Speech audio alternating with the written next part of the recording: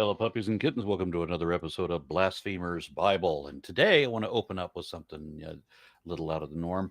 There was a video posted a couple of days ago criticizing atheists for saying and lying that they read the Bible when they try to use the Old Testament as an argument against Christianity.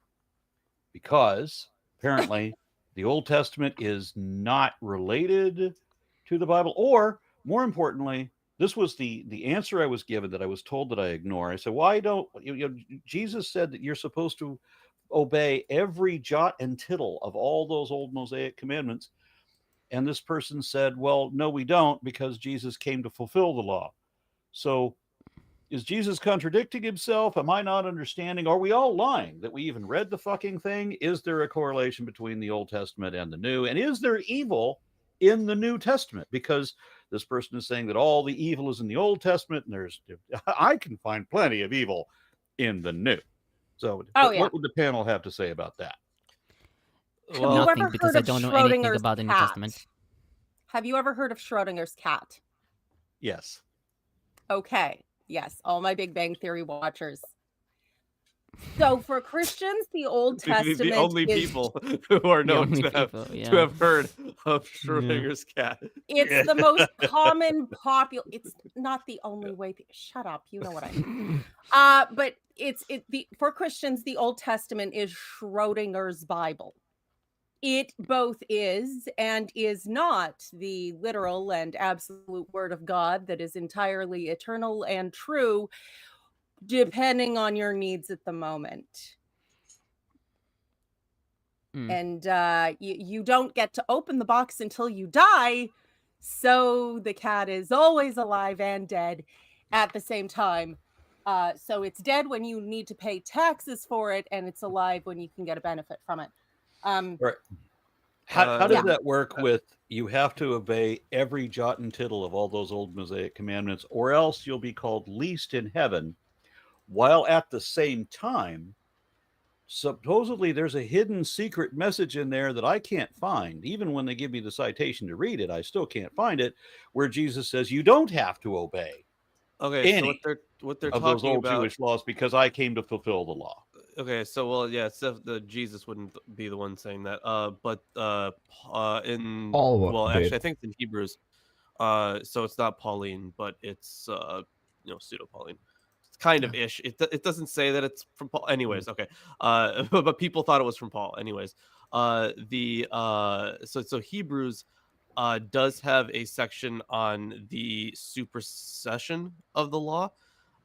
So like basically like the old covenant didn't work, it wasn't good enough, so they Jesus came a new covenant.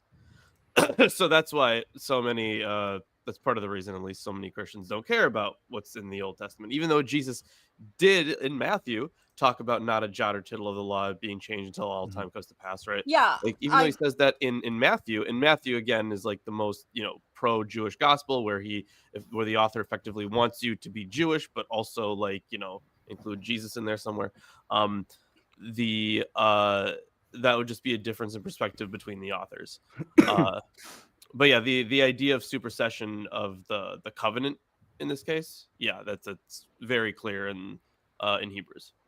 It was a later Christian development, which according to Acts, which is not nearly as historical as Christians like to pretend, but there was at least dialogue, and Peter at one time apparently flip-flopped, and there was the whole thing with the eating of other foods, and they eventually came to the conclusion that you just had to abstain from sexual immorality and meat sacrificed to idols, and that was enough for the non-Jewish Christian converts. Because I've said many times, multiple versions of Christianity hit the free market, and the one that didn't make you cut your dick up as an adult was more popular.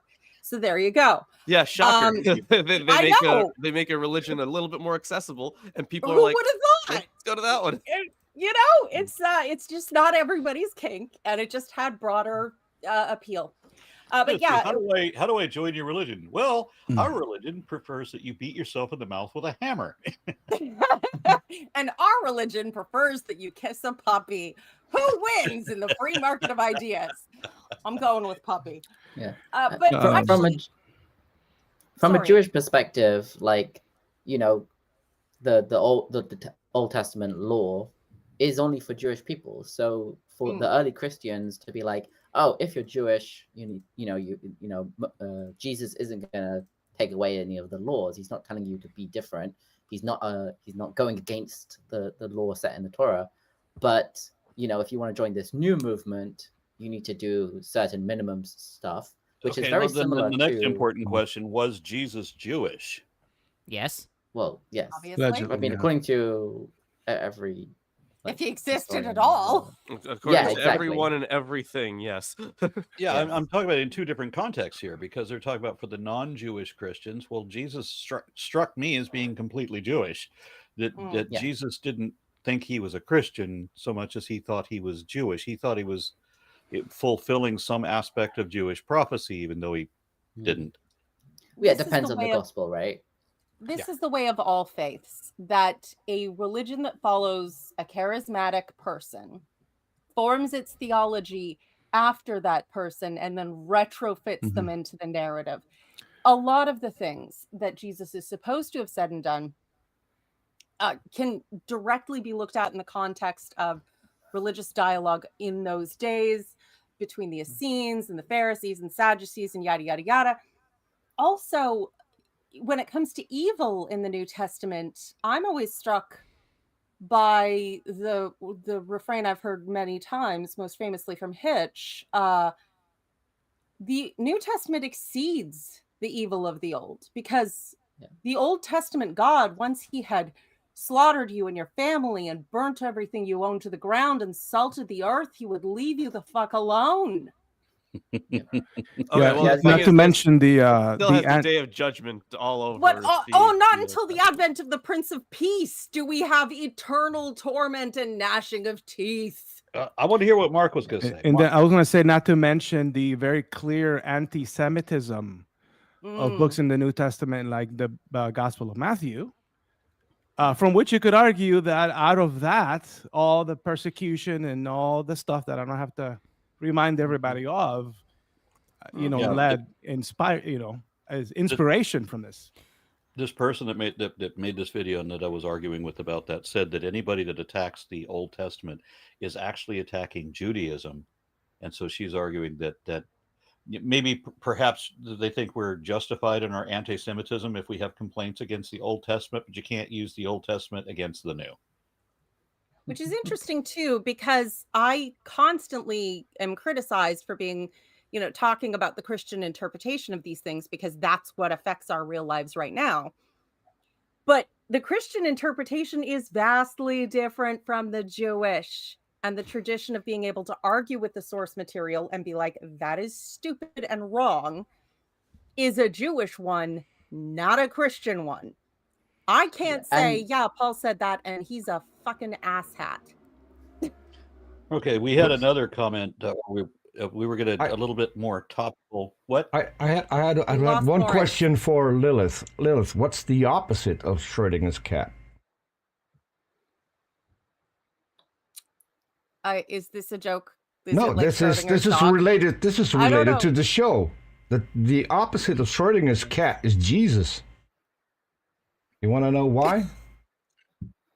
Because he both exists and not exist? No, for Schrodinger's cat, you will find out whether or not the cat is dead or alive when you open the box.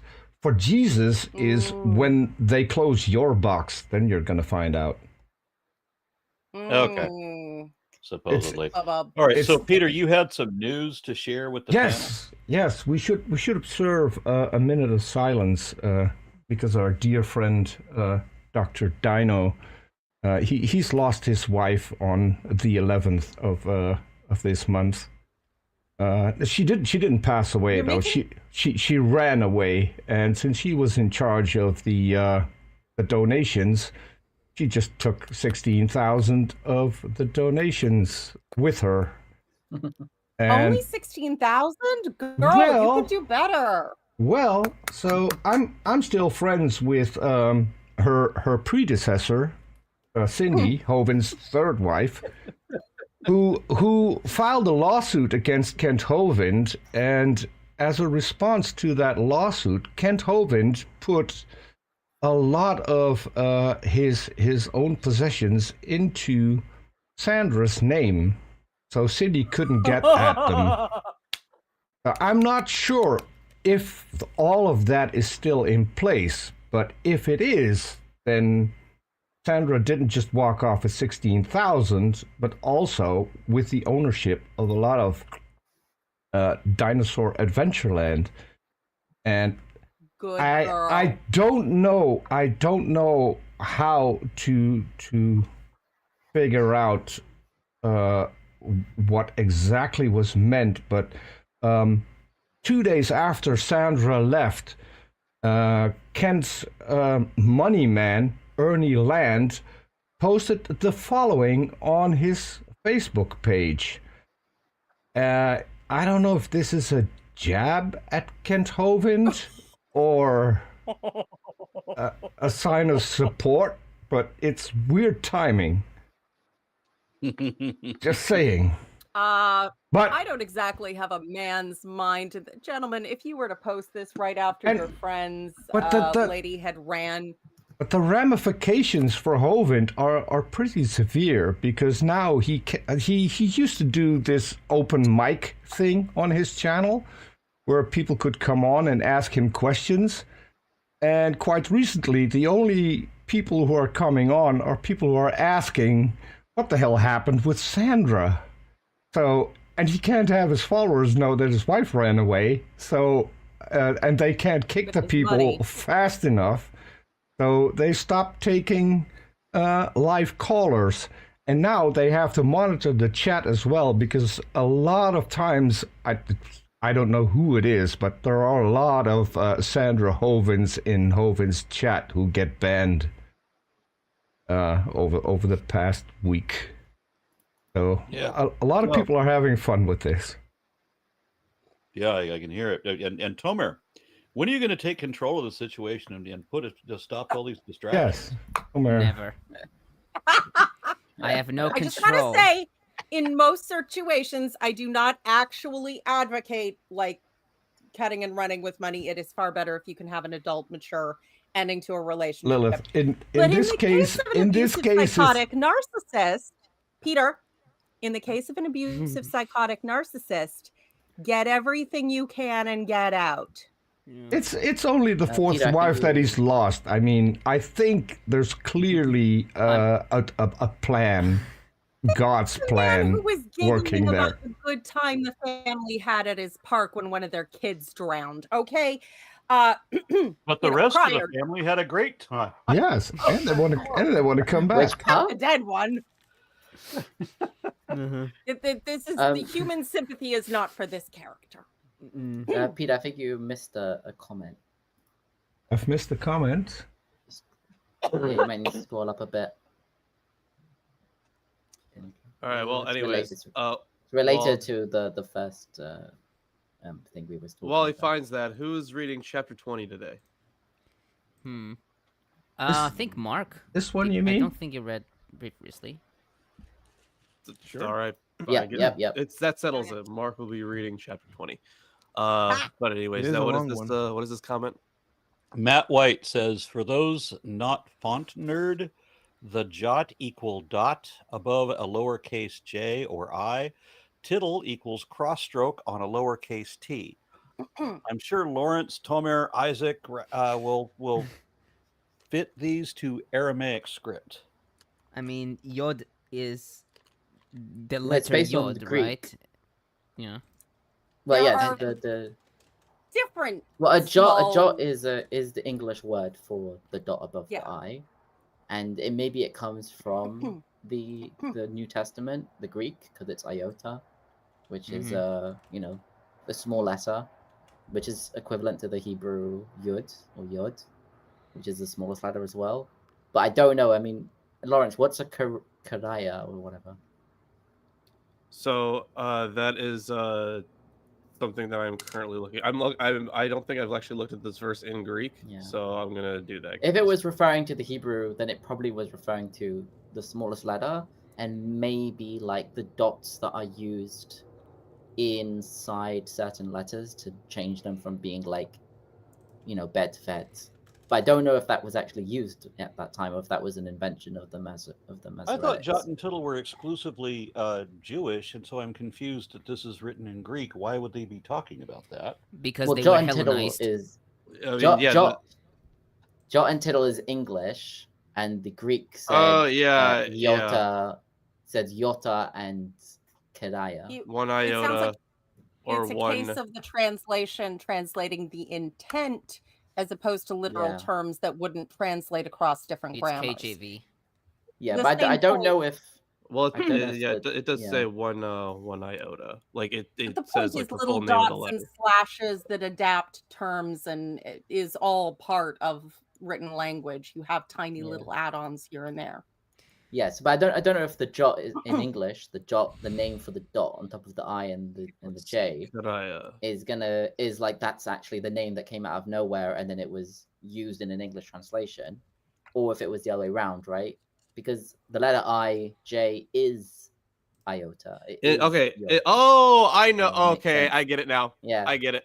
Okay, so yeah, it would be okay. So it says here for karaya in the context of writing, it is the apex of a letter. And yes, and the reason that's important is because there was also an iota subscript. So like you would write it like under the letter in like a dative form or something. Okay, if we don't get back to the Old Testament, Tomer is going to throw something at us. Okay. He's gonna Atheist Carpenter. Yes, I love Oscar Wilde. Thank you. Atheist Carpenter said, to paraphrase Oscar Wilde, to lose one wife may be regarded as a misfortune, but to lose four looks like carelessness. But also for anyone interested, karaya also means horn or anything projecting like a horn. Yeah, So. I mean in English you might have, like in modern fonts, you might think of it like a serif, right? The thing that sticks out of like certain letters.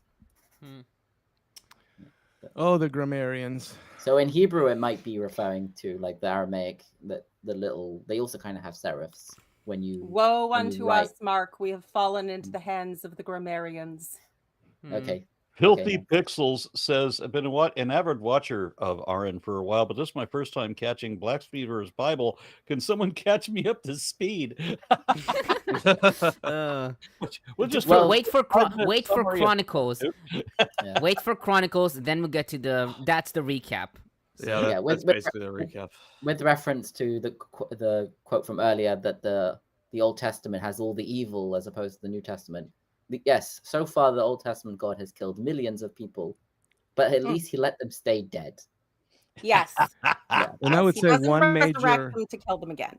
One major difference is that the main character of the New Testament, unlike most of the main characters in the Hebrew Bible, actually was no military leader of any kind, right? So, to be fair, he never had the opportunity to fully exercise his own evil ways, but there was the psychological torture and the dissembling of homes and families, and leave the dead to bury their own dead kind of thing. Then the racism and the sexism, although the sexism could at least be considered period typical. So, he had his own bits of evil, but at the same time, if you want to catch up of the Bible thus far, amalgamated mishmash of myth where everyone is trying to fit their existing concept of God at the time they wrote it into whatever came before. And God just plays narcissist bingo all the time. Just whatever, with the gaslighting and the blame shifting and the you made me do it, all of all the warning signs list. He just tries to get as many of those in a day as he can. Kathy DeGraw says, do any of you believe that the world is ending this year? No, but this is the last weekend of the United States. Yeah. So Can I interrupt just one more time? I want to interrupt just one more time because Pandora's Pinata sent me a screenshot. They just went to Kent Hovind's website. This is quite interesting. If you want to make a donation, this is what it shows. It goes to Sandra Hovind 69. 69? 69. I did hear that Christians are now complaining that is her email address because they think it's inappropriate. But I didn't know that email address was still on the website. So, yeah, if you want to support Sandra, go ahead, email.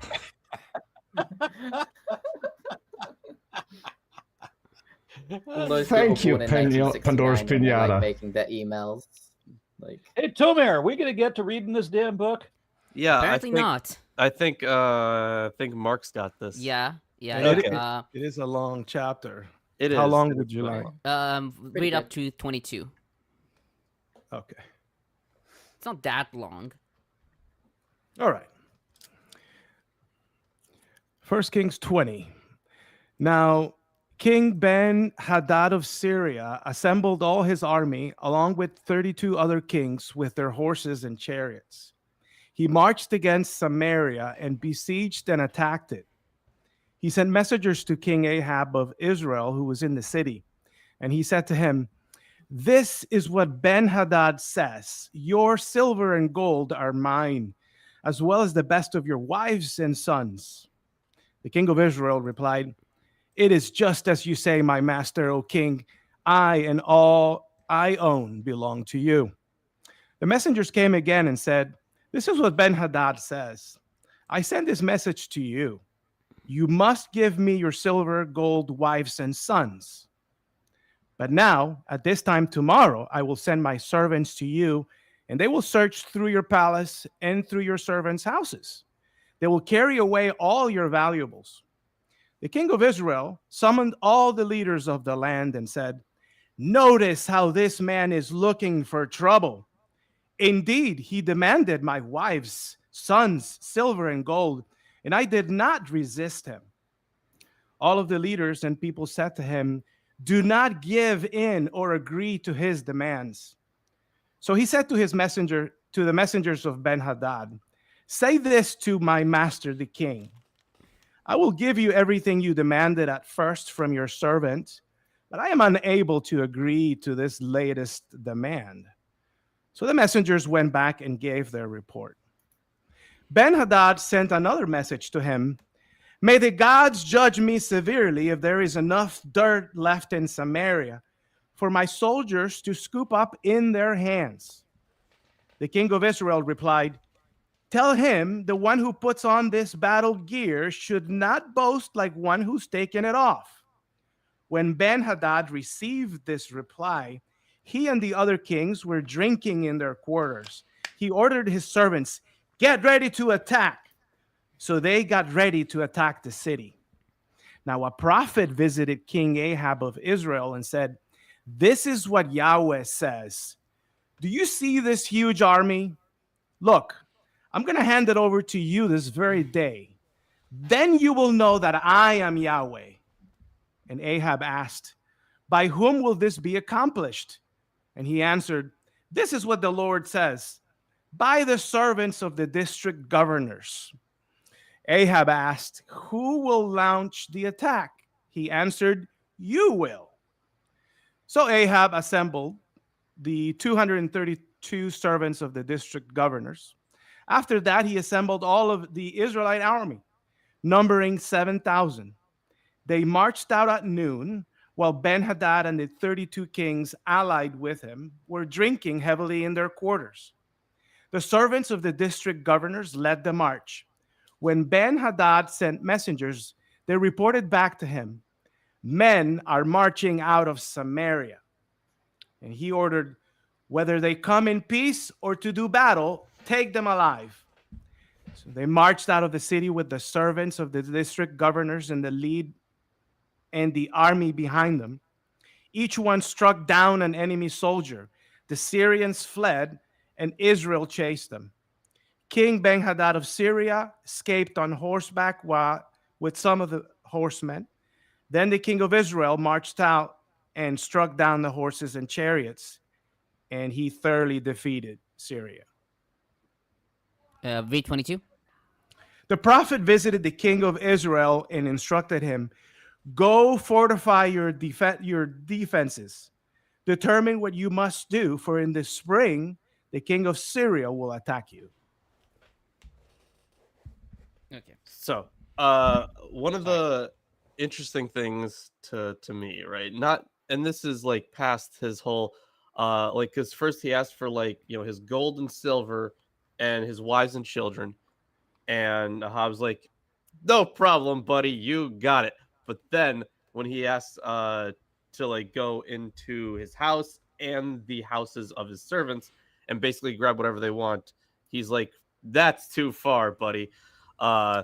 But the thing is, sounds like it's the same demand twice. Well, the thing is, it's more encompassing, right? So it's like whatever they want. And the thing about Ahab's morality is that he's like the worst of the worst at this point. Yeah.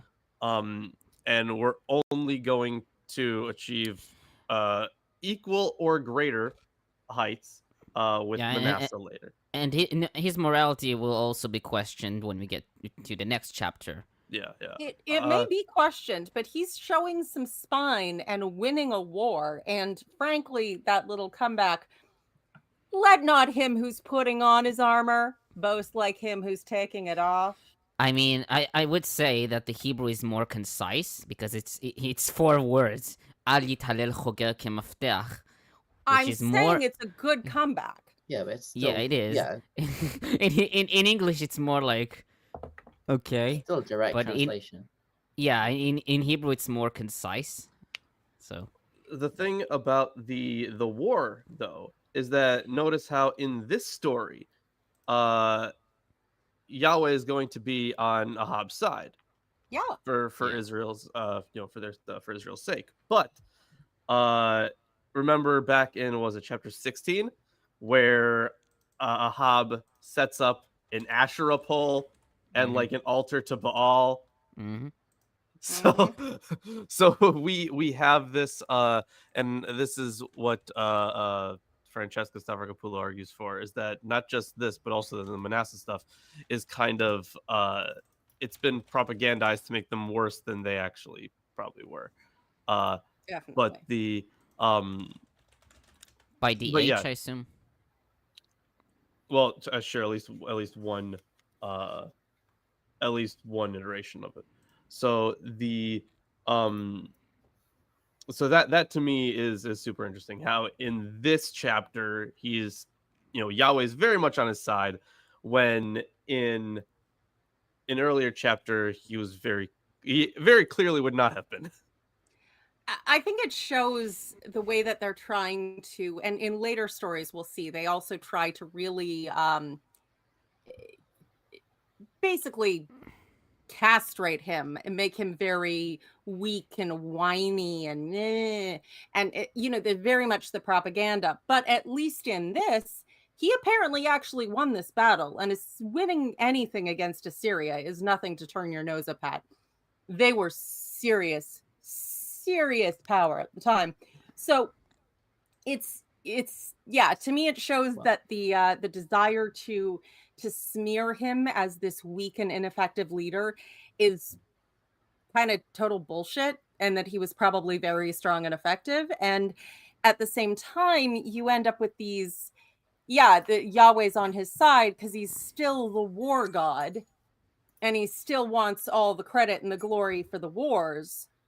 But, we're still trying to bring in this henotheistic gloss over it to pretend that, there's no other gods involved, even though at the time there totally would have been. And again, it's propaganda.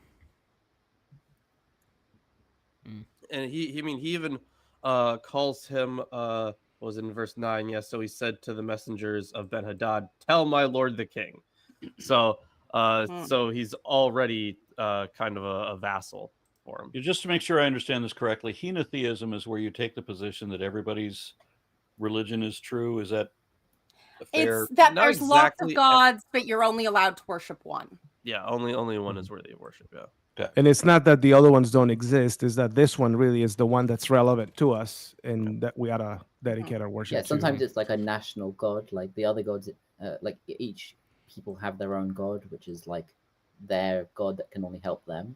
So it's almost like he's saying, like, they have a god that's powerful in this place and he's good to them. So we need to like work around his strengths, you know? Another word for henotheism is monolarity. Is what? Is monolarity. Like idolatry of one, right? Monolatry. Larity. Larity. Is it larity? Yeah, monolarity. Yeah. Gotcha. I think it's similar. It's a step. It became at least a step on the way to monotheism, and then something that sort of had to be covered up too in its turn, because it would be seen as validating the existence of other gods. So you end up with many layers of gloss. Yeah, I find it interesting that the English that you're reading from says Assyria, when this is not an Assyrian king. It's Aram Damascus, which is a separate kingdom. And I did want to talk about the archaeology, the history. Like both Ahab, and Ben-Hadad are both attested in the same archaeological finding, which is the Kurch monolith. Well, I think there's multiple ones, but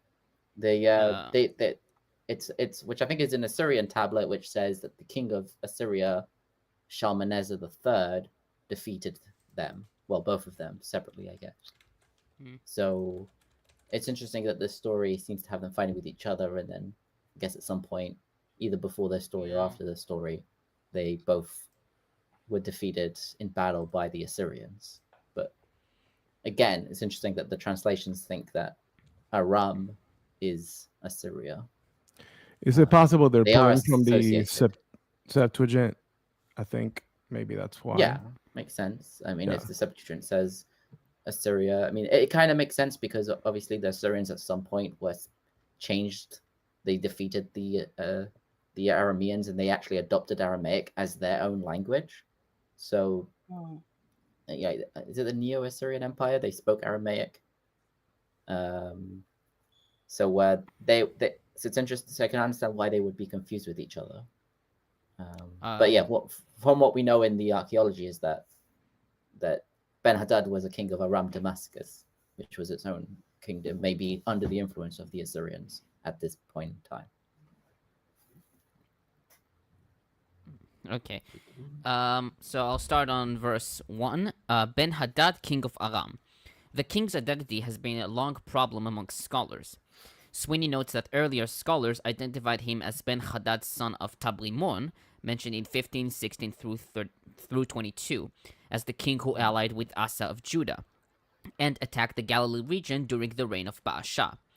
However, as DeVries notes, this Ben-Hadad came to aid Asa circa 886 BCE, and the present story must be dated somewhere in the Omrite era, probably towards its very end, circa 845 BCE. McKenzie writes that the mention in the Melkart Stela of a Bir-Hadad, who was assumed to be one of the rulers of Damascus, has caused the problem of identification. However, due to Pittard's rereading of Bir-Hadad's patronymic as indicating he was not one of the city-state's kings, it is generally not assumed that he ruled Damascus during the Omri period. He writes that the Aramean king here, quote, is to be identified with the son of Hazael, who ruled Damascus in the first quarter of the 8th century during the Jehu dynasty. Thus, 1 Kings 20 and its sequel in 22, 1-38 are historically out of place, end quote. Right, okay. It looks like the naming isn't completely sure but he's called Ben-Hadad here, but I think in the Kurch monolith it refers to a king of around Damascus called Hadad Izer or is it Adad Idri, which is similar enough, I guess. I mean, I think I have it in like Zakir Stella, maybe. No, it's a different thing. Well, I have a comment afterwards. So accompanied by 32 kings, Cogan comments, this large number of allied kings cannot be confirmed by extra-biblical sources. Other coalitions were of smaller proportions. For example, at the Battle of Kalkal, dated 853, Adad Idri of Damascus was supported by 11 kings against Shalmaneser III. According to the Zakir Stela, Ben-Hadad III led a force of 16 kings.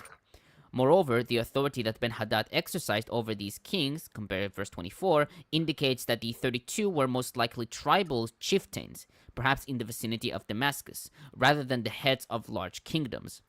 Compare the use of kings for tribal heads, or sheikhs, in Numbers 31:8, Judges 8:5, Jeremiah 25:24. Perhaps we're not meant to find accuracy in that number, and it may indicate the large influence of Ben-Hadad. Compare with the title given to Shalmaneser III, the head of the kings, all 30, end quote. That actually makes sense, because I was going to ask, are these potentially kings of, say, city-states, which, are not exactly the same thing as ruling over a kingdom. There were lots of, small local ruling sheiks and yeah, that it's at that time. The myth, of course, is of a great united kingdom that's massive and the king has power over all, but let's be honest, that is not what was actually happening at that time, most likely. So this is very much the age of city-states and minor kings. Yeah, much less something like the feudalism or whatever, like what we all think of from the movies, kingdoms, whatever, kings and their castles and all that stuff. Yeah. Yeah, I mean, we could have had kings of cities and even smaller. I mean, if Ben-Hadad was the king of Damascus, which would have been. Damascus was always a big deal, but it was a big city. But I think he would have had control over the area around it, the city as well, the sort of the Arameans around Damascus, and so there might have been smaller petty kings or even chieftains, and they were just kind of called kings by the. You know who the real king is, because I learned this from movies in the 80s. When you kill the real guy in charge, the whole castle collapses. You laugh, but was that a Chinese philosopher, or was it the crazy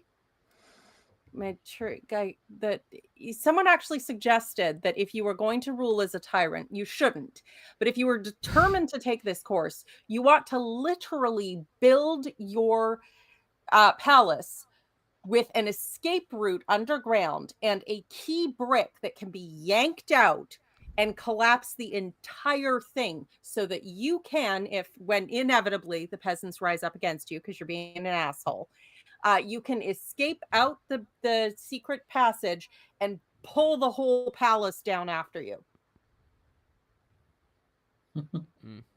I will keep that in mind.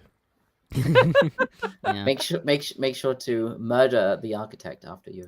It's definitely that too. But I mean, that's when you're already ruling as a petty tyrant, and the advice is that that's really not revolting. They certainly are. Yeah. Okay, on verse 3, Kimchi comments, he did not say it with the intention of taking them, but rather that they would be under his rule and lay upon them taxes and labor, end quote. Sweeney writes that the demand for silver and gold and for Ahab's best wives and sons are, quote, typical demands for tribute and hostages, end quote. Best wives and sons? Yes. That's an category. Yeah, Hebrew is good, right? I mean, hatovim, right? I mean, the best, ones, right? I mean, that's how he renders it. Your prettiest daughters, your oldest sons that are most likely to succeed into either rulership or direct positions of power around rulership.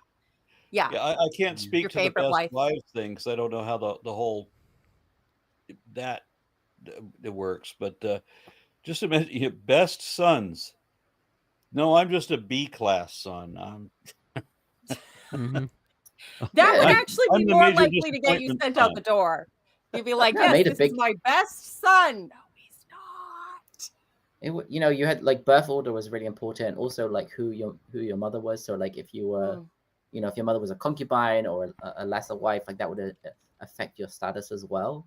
So Yeah. you know, you could be the second son, but be, you know, more favorite or something. And Yeah, if you're like your mother was favored and maybe a foreign princess with some political power, that was definitely gonna make you I mean, more some important. cultures they actually used like the number of birth as like a title of endearment almost. Like only the family gets to call you, you know, second brother, third brother.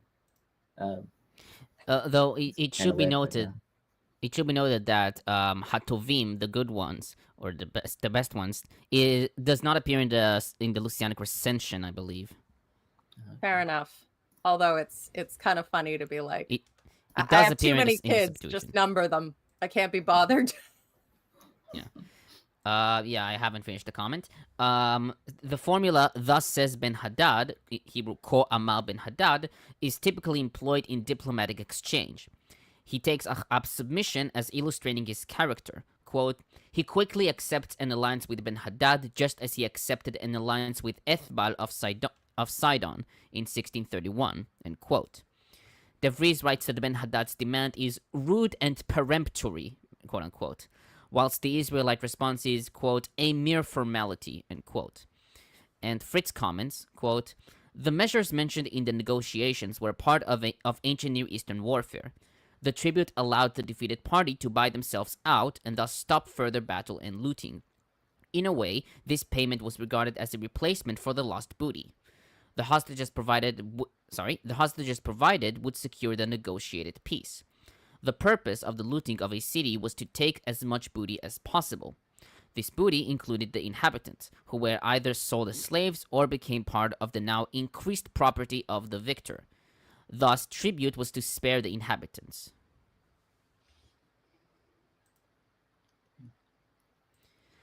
On verse 6, everything you value. Rashi comments, quote, were not the first, i.e. those mentioned previously, cherished things.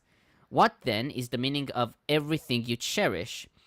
This means a treasure within a treasure, referring to the Torah scroll, about which it is stated, more desirable than gold, even more the quantities of fine gold, in Psalms 19:11. Ahab said to himself, he demands a great thing, but this is not mine alone, it belongs to the elders of Israel. Therefore he called all the elders of the land, in verse 7, for even though they worshipped idols, they honored the Torah, end quote. Question: Who said that? Who's that quote from? Rashi. What do you think? Rashi. Yeah. Makes Obviously. sense. Okay. Of course. Although, Yeah. I mean, Steinsaltz does kind of say that there seems to be an implication here that there is something that demands him to speak to the elders. I don't know if he's saying that based on Rashi, but he also seems to be like, you know, Well, all of this I will do, but this I need to ask kind of permission. If from it's the houses yeah. of himself and his servants, that could be considered the nobles, which means they're just going to come in, take all of their valuables, take all their wives and children, and they may not agree to that. But if they're not going to let them do that, and just nominally say, of course, we all belong to you, here's money, bye-bye, but actually take them. If we're not going to let them do that, we all need to fight, and we all need to be on this together, or we're all fucked. So there's a bit of a practical element there that's just like, this is what's being offered, and I don't think you'll like it, but if you don't like it, pick up your swords. Neutral Perspective says, thank you guys for everything you do. You have helped me navigate the troubling waters of freeing oneself from years of religious indoctrination. Now is more important than ever for this stuff. Thank you so much for that. My favorite comment of the day. And then Bryce Barnett says, hi, Lawrence. I'm on the last episode of Atheist Sunday School now. I noticed your 313th video on your playlist is no longer public. Is that on purpose? Or was there a copyright issue? Yeah, that is on purpose. I don't want to speak about it. Like, I don't want to speak about this person publicly, but I want to. I needed to keep someone's anonymity. That is why. So in the I future, feel you, Lawrence. I have so many requests on the atheist or an infidel reads the Quran. right? Yeah. I've had so many comments where I was on that episode and I can't risk being recognized Yeah. from different people. I mean, a whole bunch of different people. So Wow. Yeah. It's- so it's- the so it might be, I might make it public back in the future, but as of right now, it will remain private. People's safety is paramount, and I Yeah. think it is a great indictment against the Abrahamic faiths that people who speak out against their ideas have to protect themselves in this way. I think it's a horrible sight. If your ideas are actually good, people would not need to be afraid for their lives for expressing their opinions. and maybe the problem is that religious belief is nothing more than an idea, because there's no way to defend it factually, right? The only thing you can do is get outraged and threaten to kill people. I mean, that's how religion has survived so far. Yeah. Yeah, I haven't finished my comment a second time. I was just But- wanting to hear you say that, Tomer. Yeah, good. Although I should note that Rashi bases himself on Talmud Sanhedrin 102b. So Do I have time to get more coffee before you get to the crazy No. Christians? no. So Damn I'll it. continue. Fritz writes that Ben Haddad's demand is unacceptable, quote unquote, in that it does not guarantee the legal status of the inhabitants that was negotiated by the tribute. According to Ben Haddad, the handing over of the city equals its capture.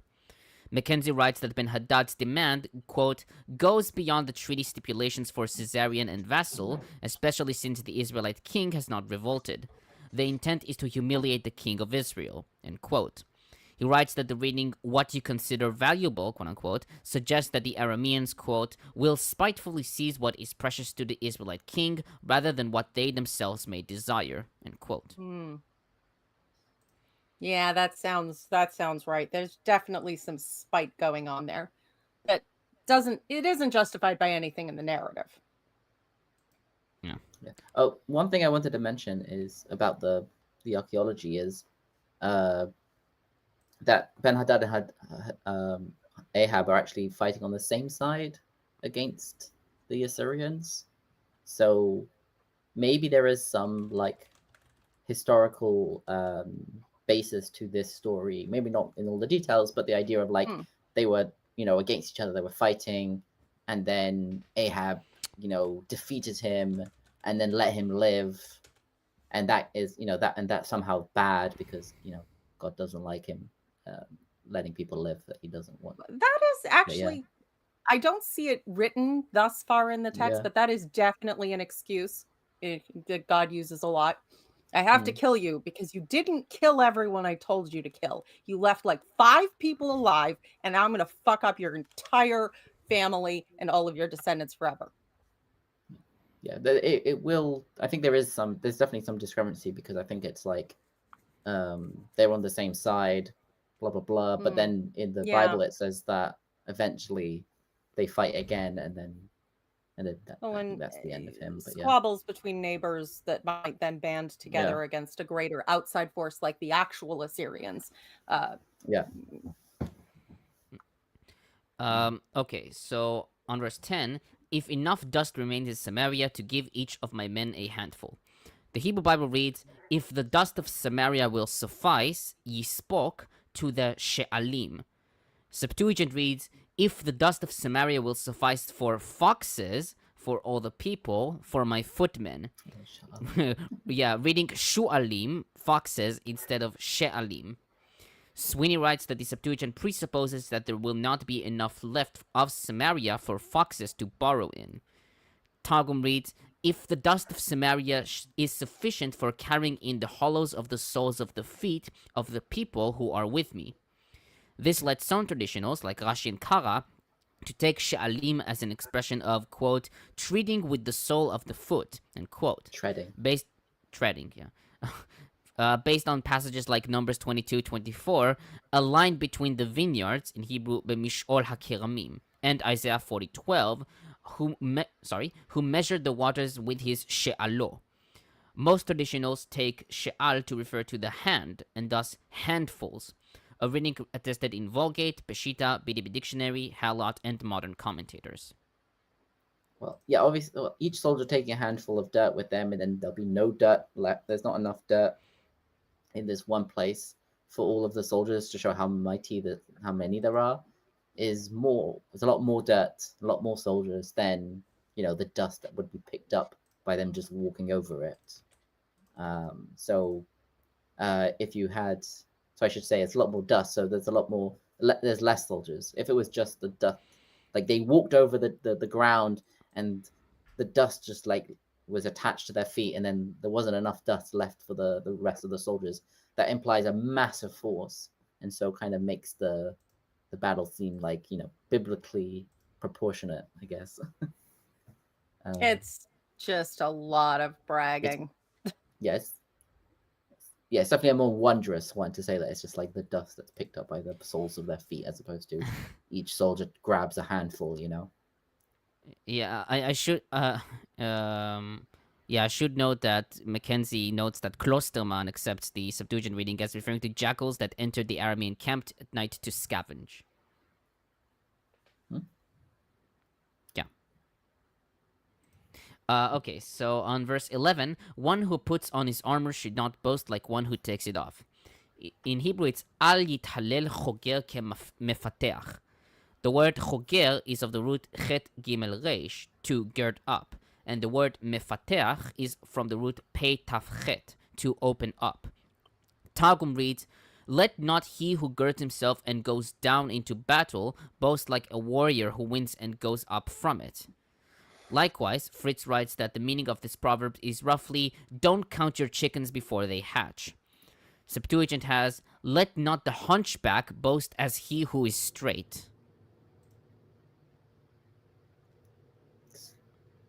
I'm sorry, the armor version. Is that a commentary is on my bad posture?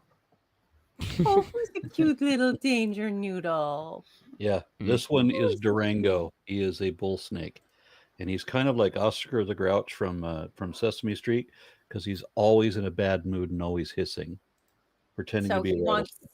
he wants to be in the dark and warm and snuggle. Yeah. And get the light out of his eyes. Yeah. Fair enough.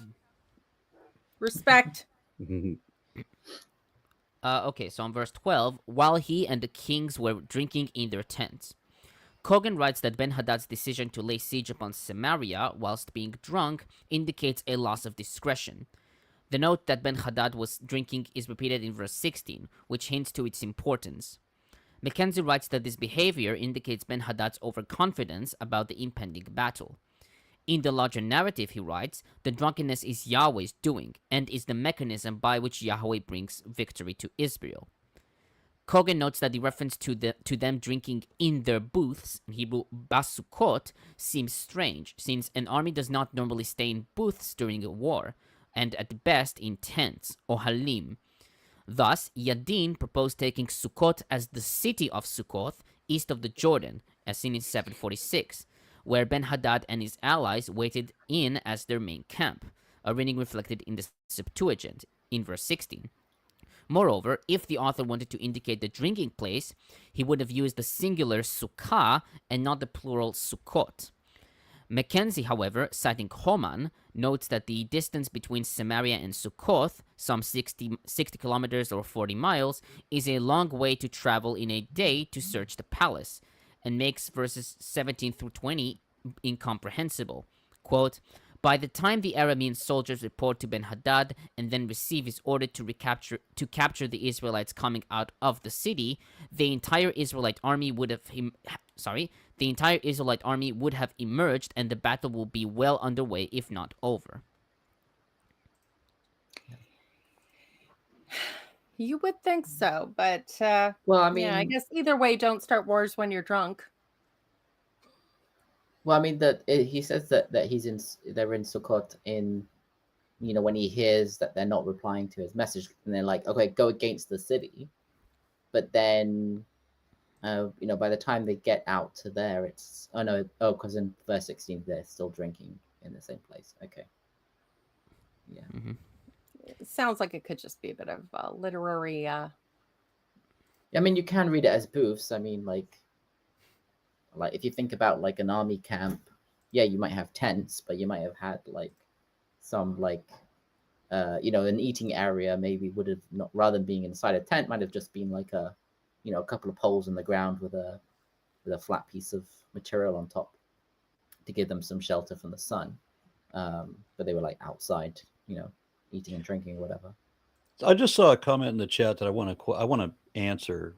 Somebody, Nathaniel says, "What's it like to be an atheist? Imagine not having to make up a bullshit excuse for what you believe. Imagine not having to believe anything. Imagine being able to change your mind and only being concerned with what is evidently true and not wanting to be fooled into believing something that is not evidently true. That's what it's like." You can consider ideas without blind fear. It's really nice. Mm-hmm. Okay, on verse 13, a prophet. According to Seder Olam Rabbah 20, this was Micah, son of Imlah, who appears in 22, 1 through 12. This identification is accepted by some traditionals, like Rashi and Kara.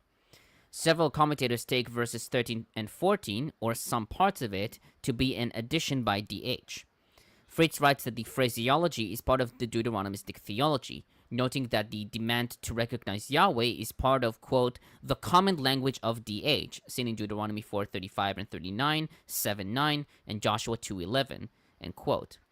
DeVries writes that verse 14 is an addition, quote, not only by the name Ahab, but especially by a new herald formula, inappropriately introducing the answer to a simple query, end quote.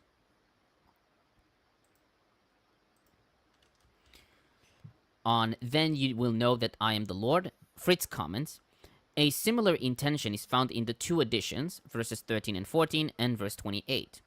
The central statement of both anonymous prophetic words is that Yahweh gives the enemies into the hand of the king, so that he will know that I am Yahweh, quote unquote. The phraseology is part of Deuteronomistic theology. The expression "to give into your hand" contains the promise of victory over the enemies, and is a so-called hand-over formula, which is often found in connection with the wars of Israel, Joshua 2:24, 6:2, 8:1 and 18, etc.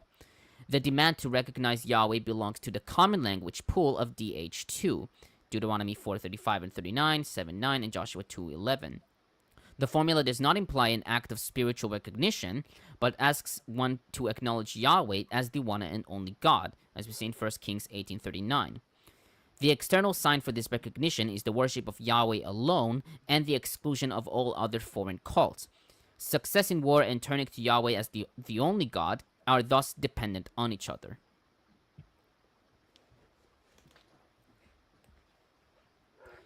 On verse 14, the junior officers under the provincial commanders.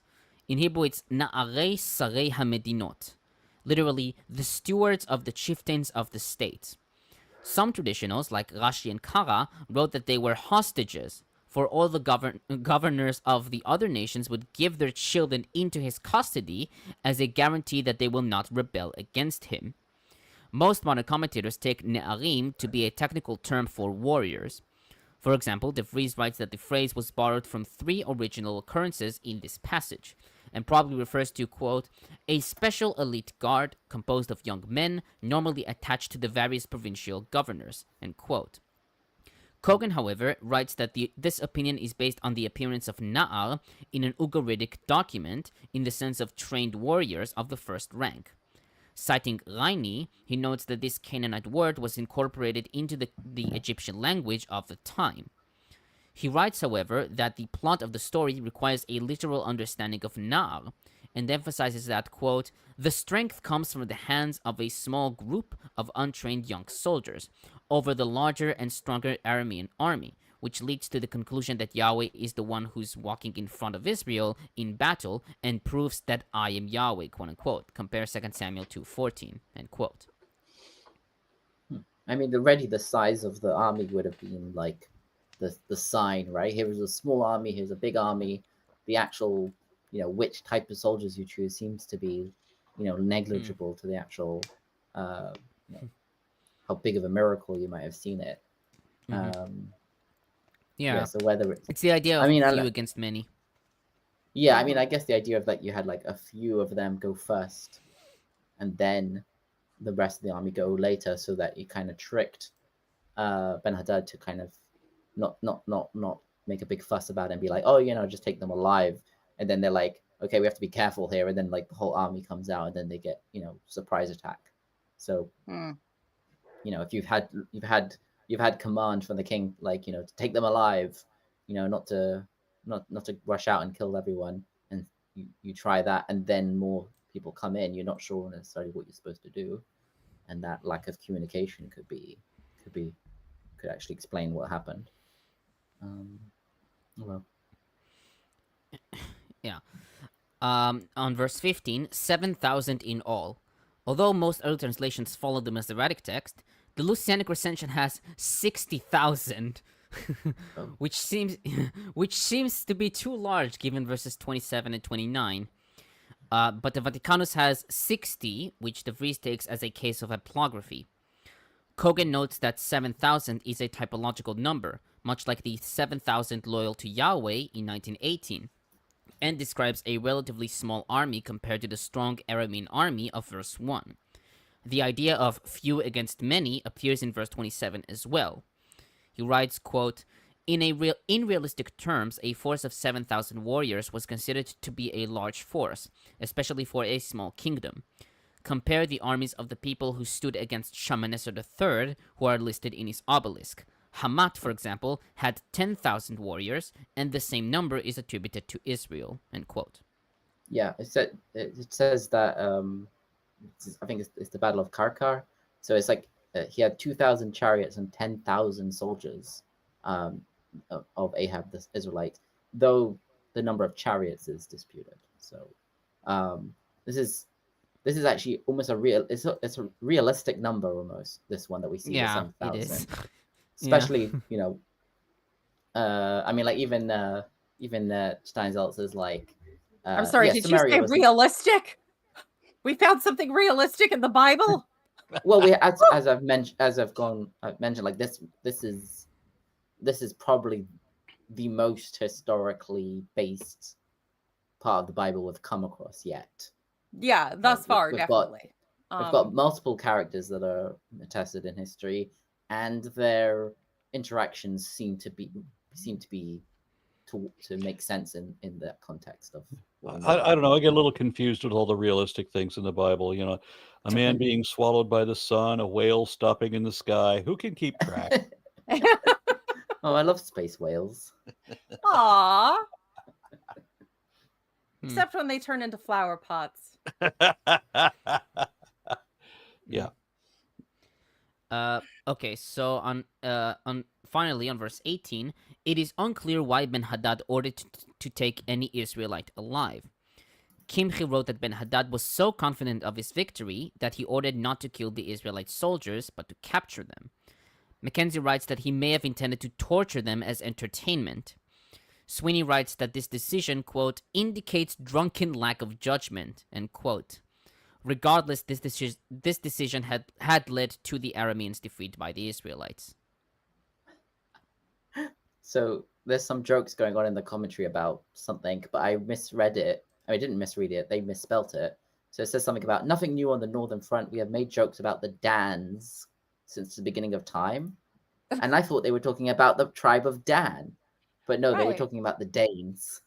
Danes, yeah. Of the northern front, I guess.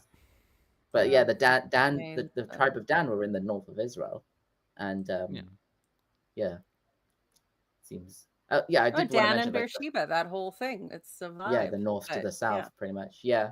It is interesting that we have Ben-Hadad comes in with his army. Samaria, the city, is, they've got 7,000 soldiers. Like, where's the rest of this big kingdom that's descended from, thousands and thousands of people that we've mentioned before? in the sort of legendary parts of the Bible. No, we're still in the legendary part of the Bible. It's Yeah, just yeah. like It's more it's legendary. rubbing up against historicity. They're Yeah, it's like history is kind of a wet paint, and they got a bit on them. Yeah, I'm saying like now it's suddenly like, yeah, Samaria's a little town. It's got like 10,000 soldiers. The king is there. He hardly has any grip on the rest of the country. Like, yeah, it's interesting. Sounds appropriate. You can continue, Mark. Are you telling me you didn't have any Christians? I mean, they will come later. How much do I have? I wanted coffee. Do you want to split them? Yeah, in I half? lied. Christians always come late. Dishonor on your cow. I don't have a. Okay. I think when Mark finishes, you should run and grab a coffee. You'd be good. Yeah, I guess. Always watch the stream afterwards. Okay, from 22 and until 23 through finish the chapter. Oh, finish it. Okay. All right, picking up on verse 22. The prophet visited the king of Israel and instructed him, "Go fortify your defenses. Determine what you must do, for in the spring the king of Syria will attack you." Now the advisors of the king of Syria said to him, "Their God is a God of the mountains. This is why they overpowered us. But if we fight them in the plains, we will certainly overpower them. So do this.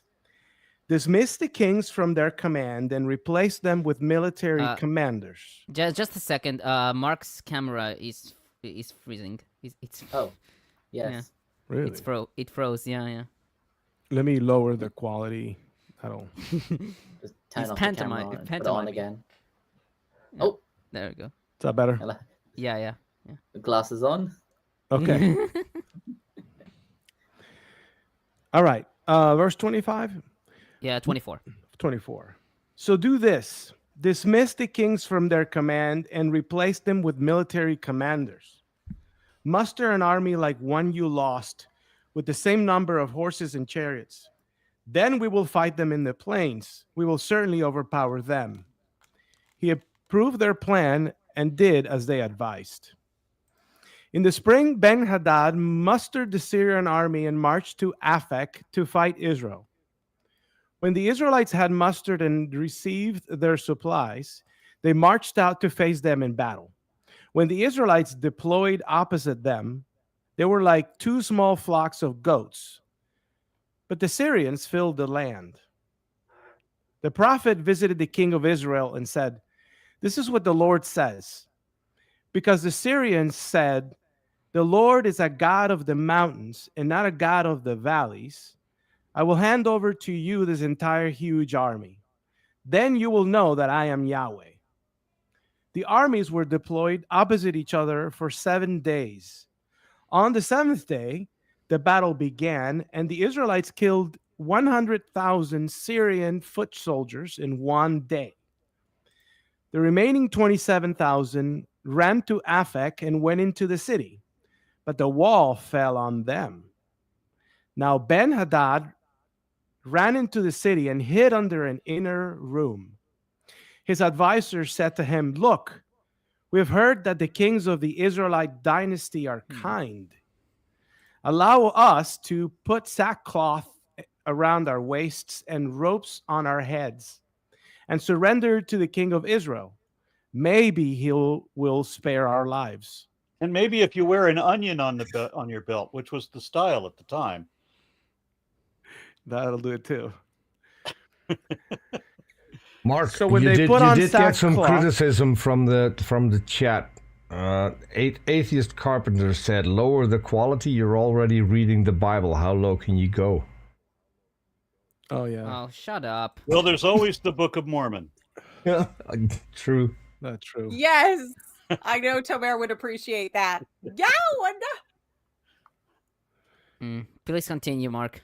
So they put on sackcloth around their waists and ropes on their heads and went to the king of Israel. They said, "Your servant Ben-Hadad says, 'Please let me live.'" Ahab replied, "Is he still alive? He's my brother." The men took this as a good omen and quickly accepted his offering, saying, Ben-Hadad is your brother. Ahab then said, go get him. So Ben-Hadad came out to him, and Ahab pulled him up into his chariot. Ben-Hadad said, I will return the cities of my father took from your father. You may set up markets in Damascus, just as my father did in Samaria. Ahab said, then I want to make a treaty with you before I dismiss you. So he made a treaty with him and then dismissed him. One of the members of the prophetic guild, speaking with divine authority, ordered his companion, wound me. But the man refused to wound him. So the prophet said to him, because you have disobeyed the Lord, as soon as you leave me, a lion will kill you. As soon as you leave me, a lion will kill you. When he left him, a lion attacked and killed him. He found another man and said, wound me. So the man wounded him severely. The prophet then went and stood by the road waiting for the king. He also disguised himself by putting a bandage down over his eyes. When the king passed by, he called out to the king, your servant went out into the heat of the battle, and then a man turned aside and brought me a prisoner. He told me, guard this prisoner.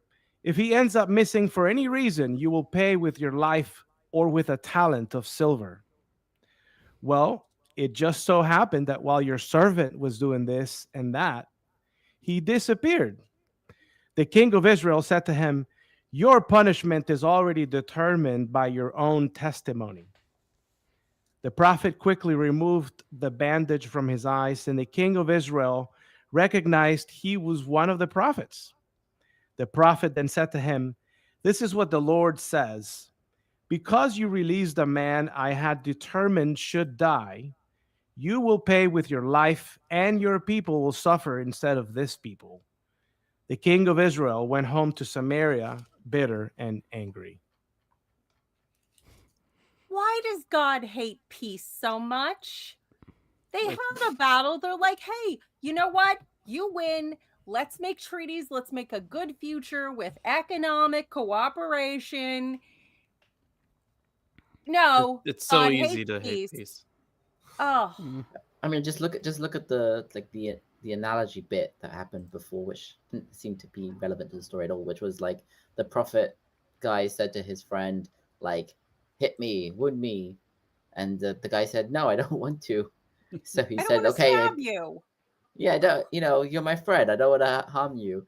And then he's like, well, now God will kill you with a lion because you didn't listen to him. Like You gotta love that. there's You gotta so love many that. like implications. I just like. So I do have a question here. So on verse 23. So in the NRSV UE, it says their gods are gods of the hills.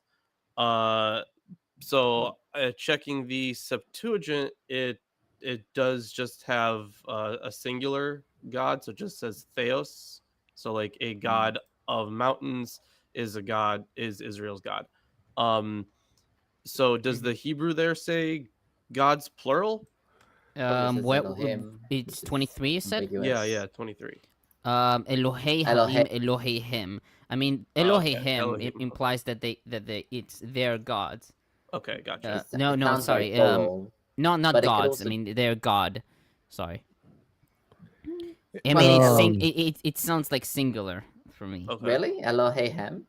Yeah, if because there's Elohim is an already he- like plural, right? So Yeah, but I'm saying it's it's- referring to Elohim, which sounds like a plural, so all of its inflections are going to sound like a plural. I mean, Elohei Harim, the gods of the mountains, is also seen as, Elohim, the God of the Bible is also called Elohei, the God of, using the plural construct. Like normally with the masculine plural, when you put it into construct, the word doesn't change at all, right? You don't say, like let's say the word Baal, right? The owner, the husband. When you say Baal Abayit to the master of the house, you don't change the word Baal. it's just the same. It's Baal by itself and Baal Habayit. But if you're talking plural, Baalim is the plural for owners or masters, but the owners of the house or owners of houses will be Baalei Batim. So in the same way, Elohe is like the plural masculine, but because Elohim, the word, is both plural and singular, it still uses the plural like grammar, but you would translate it as singular, right? So Elohe Harim can mean the gods of the mountain, or the god powerful, let's say, of the mountain. In the same way, Elohehem, normally you could read it as their gods, plural. It could also be their powerful god, right? It's Elohim is such an interesting word. There aren't that many examples of this sort of plural, majestic plural. Besides Elohim, I think the only one I can think of is Behemoth, which is a feminine plural.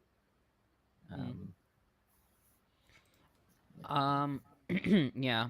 Though I will say that the anecdote in the last verses is pretty interesting.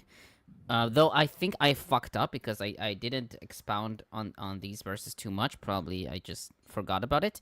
But it's kind of an interesting anecdote, and it's kind of funny.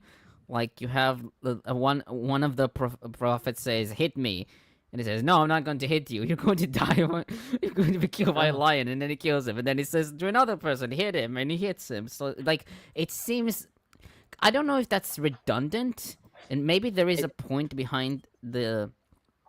Yeah, I feel like, is it like he wanted to have a wound so that he would appear as a soldier, so the king would see him, oh, here is a soldier with a wound, and I will listen to his grievance or whatever? Or is it somehow to do with, like, he himself harmed, God commanded you to harm someone, and then you didn't listen, therefore there's a punishment, in the same way that, God commands you to hit me, but you're not hitting me, therefore you're going to be killed by a lion. Yeah, it's a bit weird. Though it seems that the line probably it connects with the story of the previous in 1 Kings 13, right? Oh. Where there is the old prophet who the old and the young prophet. Yeah. Oh. Mm-hmm. Also, the king recognized him as as one of the prophets. He didn't recognize him as specifically someone he might have known. Let's say the prophet at the beginning of the chapter who tells him about what's going to happen. It's just like he's one of the prophets. Somehow he's able to identify him as one of the prophets from his eyes or something. Maybe they were blue from the not the dust. What's it called? What's the drug in June called? Spice. Spice. That's it. Yeah, maybe his eyes were blue from spice. Mm-hmm. I've only ever taken citrate. So the actually, you know what? I should wait until Tomer gets this part. I do have a couple words for that section about the weird pseudo fight of the prophets. So yeah, yeah, it is odd. Yeah. So I'll wait until you get there. Yeah. Okay, I'll Wait, start. Someone in the comments said that. Someone in the comments said, "You guys know that Yahweh is Azazel / Gadriel." No. Gadriel isn't even like a real. What? Like, who the fuck is it's not Gadriel? meant. Are you thinking of Galadriel? But yeah, I mean, probably not Galadriel, but like, I don't think Gadriel is similar to any of the actual, like, even later. Gadriel. Are we talking about the difference between Glinda and Galinda? Yeah, I'm pretty sure that's the name of, like, an angel, like, way later. I don't even know if it is. That's what I was thinking. Although, I mean, it not is. Well, maybe there is a Gadriel, I think, in Pirkei de Rabbi Eliezer mentioned. Yeah. I think it's an angel or a demon. I don't remember. I don't know because there's a lot of angels in the same with Azazel, right? Is Azazel a an angel. Will Was redeem this them. by chance during like the Kabbalistic era, like medieval? I don't think that Pilara Bilesa was composed. I need to check this, Feels but later I than- remind Oh, well. I'll say in Discord reminder check about Gadriel. Okay, so on verses 23 through 25, Sweeney comments, the servant's proposal to Ben-Hadad to resume hostilities against Israel characterizes pagan perspective insofar as they propose that Israel's victory must be due to the fact that Yahweh is a god of the mountains. This assumption contradicts the Israelite understanding that Yahweh is the god of all creation, 1 Kings 17 through 19, and that Yahweh will grant Ahab victory. The proposal to fight Israel in the plain attempts to draw Ahab out from the protective cover of the Samarian hills into the open plains by the Golan Heights that provide access to the Jezreel Valley. By targeting the plains, the Arameans aim for the trade routes in the valleys. Also, we should just Book keep of in mind there when it comes to God of the mountains or God of the hills. The thing is, a lot of these worship centers for Yahweh would have been high places, and they're called high places for a reason. It's because they're really high up. So it makes sense that they'd be called God of the mountains. Well, and then, if they're a god of the mountains, then their power is stronger in the mountains, but weaker if we can draw them to the valleys. Right, So, yeah. Mm-hmm. Deities do okay, get okay. flimsy like that. Sounds like an omnipotent god. Not. Okay. Apparently, the Book of Enoch does mention a Gadrael, not Gadrael. Gadrael. Okay, so on verse 27, Yeah, leader of the Gregory. Sorry, just one of the leaders of the Gregory or whatever it's called. Mm-hmm. Okay, on verse 27, like two small flocks of goats. In Hebrew, it's kishnei chasifei izim. The exact meaning of the simile is unclear, since the word chasifei is a hapax. All early translations and most traditional and modern commentators read like two flocks of goats. Josephus in Antiquities 8381 omits the simile and writes, quote, Ahab's army was much the smaller in comparison with that of the enemy, end quote. Rashi notes Menachem ben Saug's classification of chasifei as an expression of revelation, as in, quote, by uncovering machsof, the white, in Genesis 30:37, and, quote, bear chasfi, a leg, end quote, in Isaiah 47:2. And that an expression of revelation can be applied to flocks of goats, as in who bared shegalshu from Mount Gilead in Song 4:1, i.e., when they come down from the mountain is bared. Likewise, Cogan writes that the adjective chasif is from the root che shin pei, to strip or lay bare, and may be parsed as a construct governing the substantiative with adjectival meaning, like smooth stones, chalukei avanim, in 1 Samuel 17:40. He also notes Yehuda Kil's opinion, uncovering the ground from the grass after the goats grazed the field.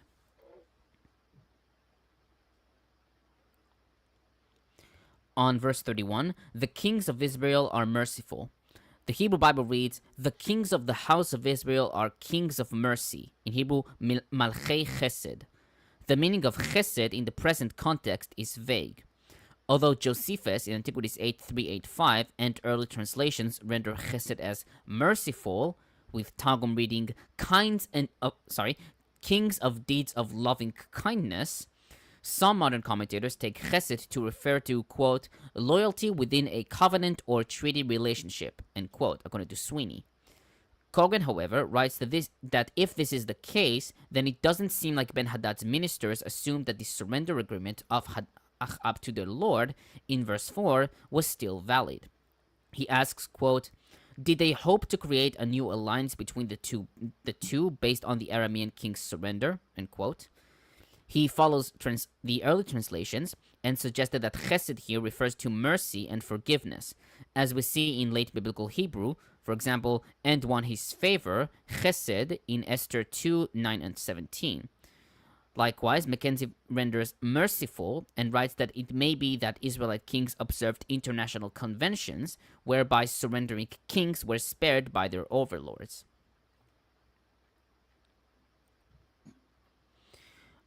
On verse 33, the men took this as a good sign and were quick to pick up his word.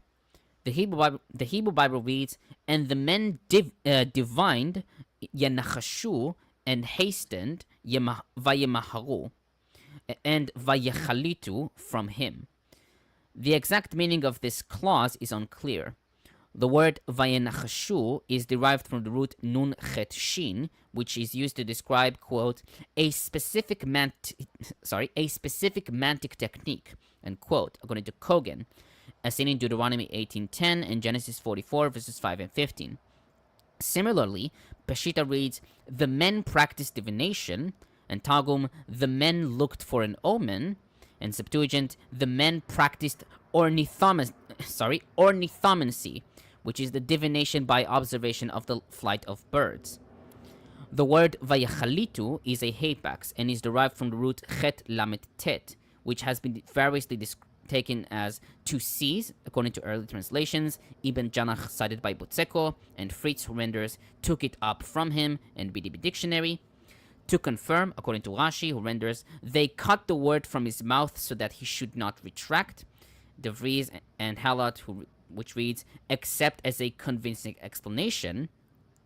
Kimchi renders to react quickly, or as to pass judgment, according to Mishnah Hebrew, and Sweeney, who renders quickly determined what he meant.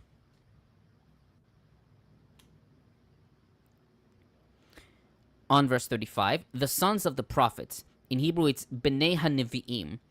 The reading sons of the prophets is attested in most early translations. Targum reads, the students of the prophets. Sweeney writes that the term refers to prophetic guilds in ancient Israel, such as the groups of prophets hidden from Achab in 1804. He notes that the term son of a prophet, ben Navi, designates a professional prophet, as we see in Amos 7:14. Josephus, in Antiquities 8389, Seder Olam Rabbah 20, and Abravanel take the prophet to be Micaiah. Micah in English, right? Micah. Yeah, but it's not the Micah, I think. No, actually, I don't know.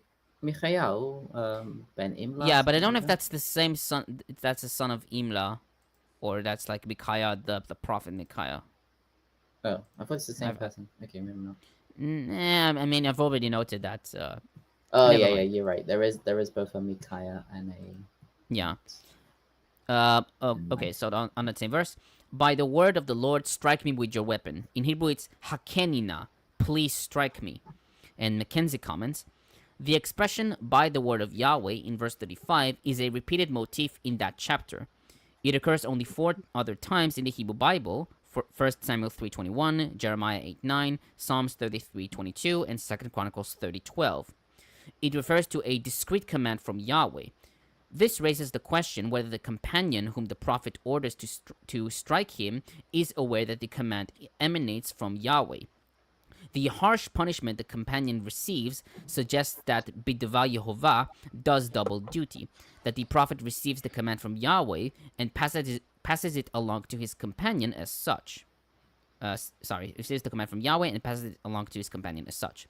Obedience to the divine word prophetically mediated is an absolute requirement that tolerates no refusal. Non-compliance is disobedience to Yahweh himself. For that reason, the companion loses his life in verse 36.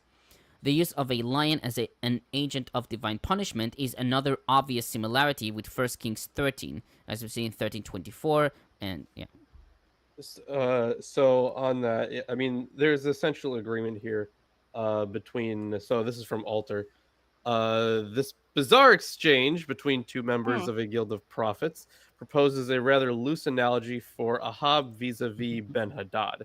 If the word of the Lord prompts you to strike someone, even if you are disinclined, you must do it or face dire consequences. I do love it. I mean, it's a bit like the silver chair and Narnia. You know, anything that I ask you to do, if I say in the name of, you have to do it. But I just love how hinged and not completely insane the behavior of the prophets is. You know, it's not just running around dirty in the wilderness and screaming that God wants to kill them all. It's that if I tell you to do anything, even stab me, and you don't do that because that sounds completely fucking insane, God will kill you. Because my every whim.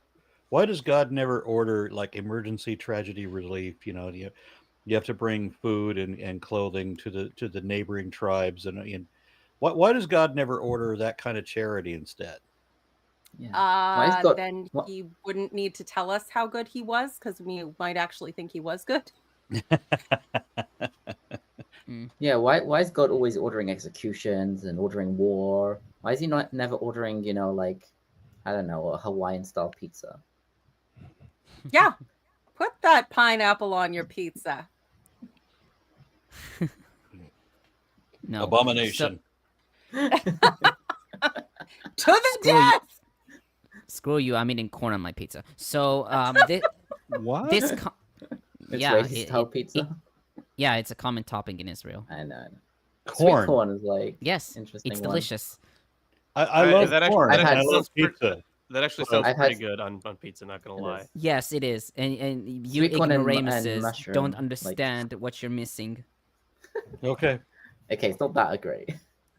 It is. So, but I didn't include this comment. I didn't write the comments for 36 through 43, so I'll just include Sweeney's comment on verses 38 through 42.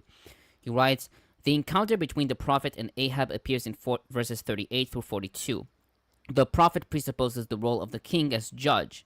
Compare 2 Samuel 12, 1 through 15, and 1 Kings 3, 16 through 28. The prophet states that he was asked to guard a prisoner during a battle and that he would be subject to death or a fine if the man escaped. Compare Exodus 22, 6 and 7. A talent, quote-unquote, of silver is a considerable amount of money, equivalent to anywhere from 50 to 3,600 shekels, according to W. Dever, presumably beyond his capacity to pay. When the man escapes, the king responds as expected by declaring that the man has decided his own sentence. The prophet then reveals himself to deliver an oracle of judgment against Ahab. The oracle employs typical prophetic language, including the messenger formula, "Thus says Yahweh," and a prophetic oracle of judgment. It states the grounds for punishment, beginning with the particle ya'an, because you released a condemned man. The term chermi is an adjective that means banned to indicate the condemned man. The penalty reiterates the lex talionis, see Exodus 21 verses 23 through 25, Leviticus 24, 19 through 21, and Deuteronomy 19:21, which states that punishment be commensurate with the crime. Ahab's crime affects his people. All Israel will suffer for Ahab's responsibility in letting Ben-Hadad go. Yeah, that's it. Okay. Now Oh, what and we've all been waiting for. Yeah. So unfortunately, I have one Christian for this. Although I do know that there are two Christians who say that Ahabs deserve to be condemned. So that's that. Of course they do. It's whatever God does is good, even if it's baby shish kebabs. So only one Christian? Who's yeah, Jesus only- in this situation? Who's Jesus? No, there is no Jesus here. So it's Chrysostom, who writes that the man who struck the prophet was saved, whereas the one who spared the prophet was punished. This demonstrates that when God commands, one must not question deeply the nature of the action, but only obey. Well, We I might- mean, he's not wrong. That is the lesson it's teaching That's a us. very natural understanding. Yes. Yeah, that is the lessons teaching. Yeah. Are you It's sure this it's guy's Christian? fucking Yeah, right. insane. It is. Yeah, no, that's absolutely that's the evangelical Christian way of viewing things. If those in authority over you, according to the Lord, have told you something, you should do it, no matter how demented or evil or psychotic or senseless or absurd. Shut up. Do what you're told. Yes, mistress. Oh, you're such an atheist. Tomer, I You didn't think you had it in you. you're such an atheist. You couldn't call her goddess. Oh yeah, I maybe I should have. Goddess Lilith sounds better than Mistress Lilith, I think. I Depends guess. on context, but Mistress is I'll find. Lilith. I'll let you know if it's taken already. Thank you. I guess. So yeah, I'm done. All right, are we ready to jump on to the next one? Yeah, just let me determine. I think I've already determined. Yeah, read up to 16. Okay. Later, the following events took place. Naboth the Jezreelite had a vineyard in Jezreel beside the palace of King Ahab of Samaria. And Ahab said to Naboth, "Give me your vineyard so that I may have it for a vegetable garden, because it is near my house. I will give you a better vineyard for it, or, if it seems good to you, I will give you its value in money." But Naboth said to Ahab, "The Lord forbid that I should give you my ancestral inheritance." Ahab went home resentful and sullen because of what Naboth the Jezreelite said to him. For he had said, "I will not give you my ancestral inheritance." He lay down on his bed, turned away his face, and would not eat.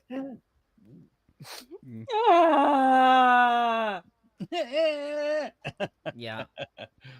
His wife, Jezebel, came to him and said, "Why are you so depressed that you will not eat?" He said to her, "Because I spoke to Naboth the Jezreelite, and I said to her, 'Give me your vineyard for money, or if you prefer, I'll give you another vineyard for it.' But he answered, I won't give you my vineyard." His wife Jezebel said to him, "Do you now govern Israel? Get up, eat some food, and be cheerful. I will give you the vineyard of Naboth the Jezreelite." So she wrote letters in Ahab's name and sealed them with his seal. She sent letters to the elders and the nobles who lived with Naboth in his city. She wrote in the letters, "Proclaim a fast and seat Naboth as the head of your assembly. Seat 2 scoundrels opposite him and have him bring a charge against them, saying, 'You have cursed God and the king.' Then take him out and stone him to death." The men of his city, the elders, the nobles who lived in his city, did as Jezebel had sent word to them, just as it is written in the letters that she had sent to them. They proclaimed a fast and seated Naboth at the head of his assembly. The 2 scoundrels came in and sat opposite him, and the scoundrels brought a charge against Naboth in the presence of the people, saying, "Naboth cursed God and the king."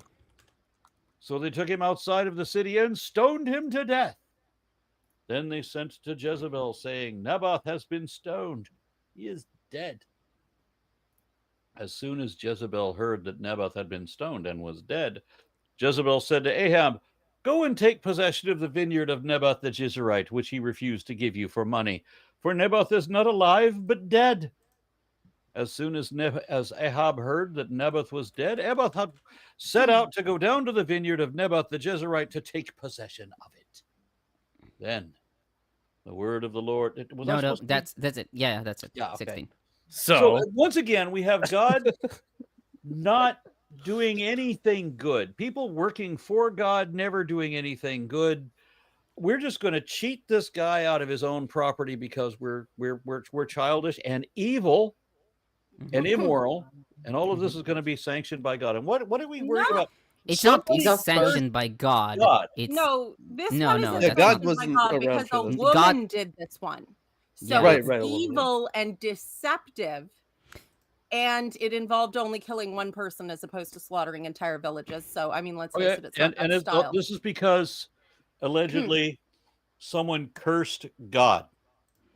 yes. No, well, the thing. God Okay, is so a the petty bitch. the thing about this is I would that think that God would always be able to make his saving throw against curses. you Though think it should Also- I mean, it also should against be the noted. king. Sorry. Yes. It should be noted that the Hebrew Bible has he blessed God, but I think it's a tikkun soferim, right? Because they didn't want to have God being cursed, like to curse God, k'lalat Elohim. Yeah. So They've done it in a they few had to change places. it berachta Elohim, which means you blessed God, which is That's euphemistic, I So guess. it's a euphemism. Yeah. Yeah, it is. It's like bless your heart. Yeah. Well, we don't, yeah, it's a euphemism, but it's not the original text. It's Yeah. something that was put into the Hebrew text later. Yeah. So I mean, this story is like really funny, but at Yes. the same time, they are so the idea with those two scoundrels, right? So we did cover this already. Yeah, how that do you needed- how do you advertise for that kind of employee? Wanted scoundrels. I don't know. I mean, he's the king. He can find whoever he wants, right? He just can't get a, Well, a, the a queen vineyard. that Uh, did it. So like, Yeah, more or less, they needed 2 witnesses, and they needed Yes. people Yeah. that would be willing to lie in the Under court. oath. Well, yeah. Under well, yeah, oath, they're whatever. just willing to lie about like this kind of stuff in general. No, but there was- it would have been considered a legal proceeding. This is something to blaspheme God and the king is something you can be convicted of, but you need at least 2 witnesses, which is why you need 2 scoundrels to agree beforehand on what their testimony is going to be, Right, yeah. so that they can justly kill him. But yeah, this is not something God wanted.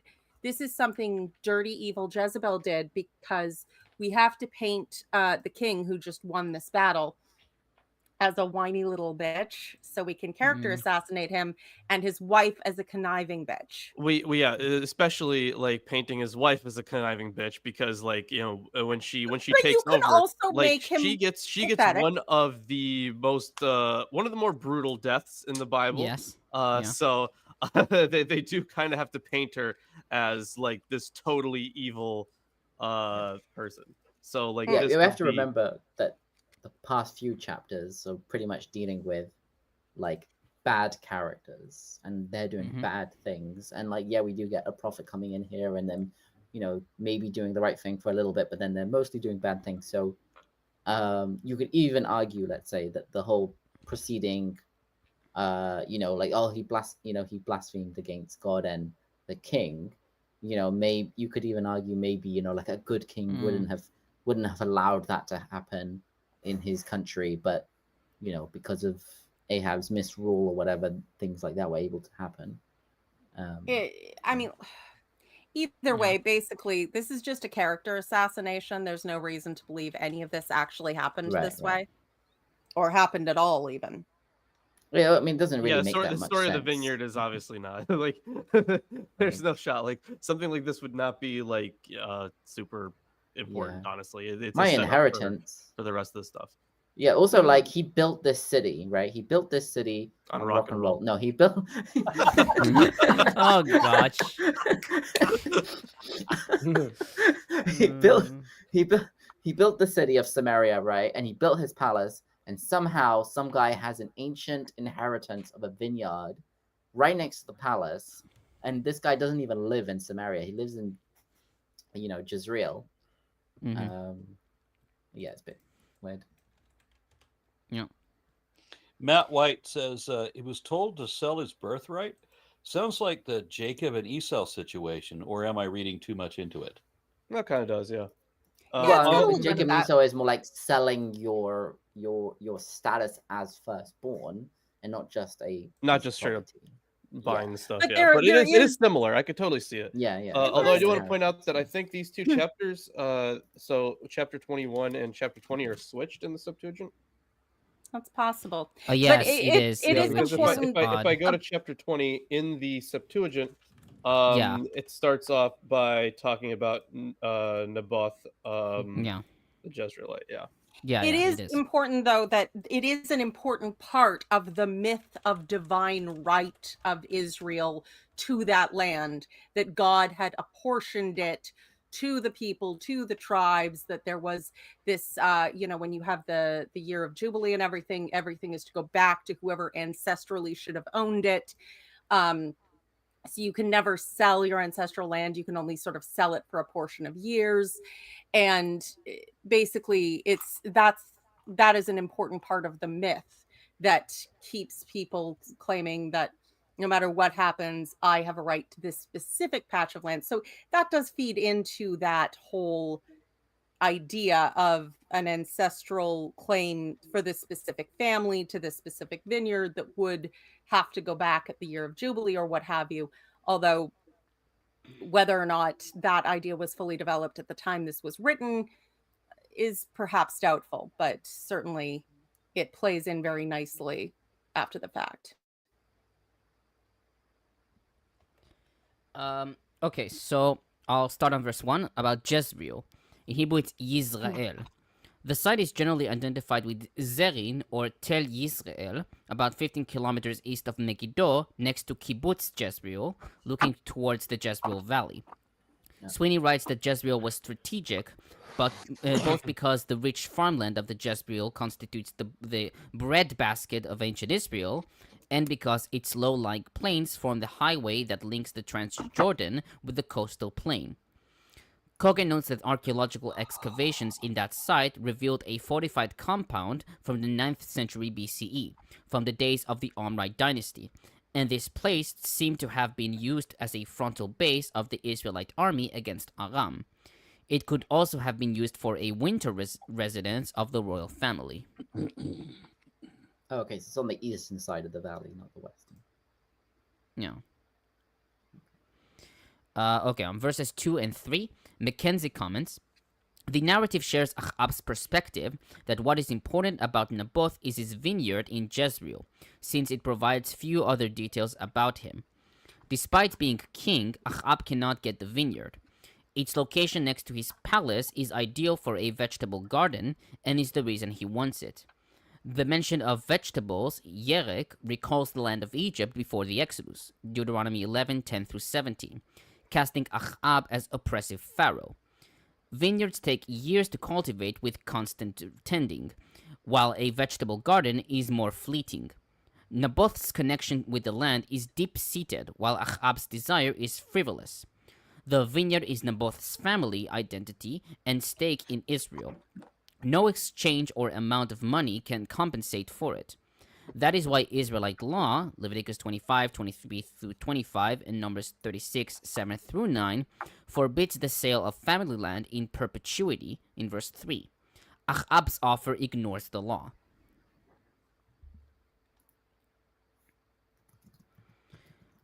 On verse 7, is this how you act as king over Israel? The Hebrew Bible literally reads, you now make majesty over Israel. It is unclear if either she was asking a question, according to Kimchi or Abravanel, or she was mocking Ahab. What kind of king are you? According to Kara and Targum, which reads, are you now succeeding in the kingship over Israel? Or she simply ordered Ahab, make majesty over Israel. As we see in Josephus in Antiquities 8:357, and compare Vulgate, you art of great authority indeed, and govern well the kingdom of Israel. And Peshitta reads, may you prosper, you are the king of Israel. Fritz writes that being a Tyrian princess, Jezebel was considered capable of any form of debasement, as we see in 1631 and 32. He writes that she, quote, almost comes to embody the evil spirit of Ahab, perverting the entire system of justice in Israel, end quote. DeVries writes that Jezebel was trained in the absolutistic traditions of the Phoenician city-states, and to her, Ahab seems weak. He renders as saying, you are going to perform majesty over Israel, and writes that it is, quote, an explanation for what she directly performs in his name and with his authority, end quote.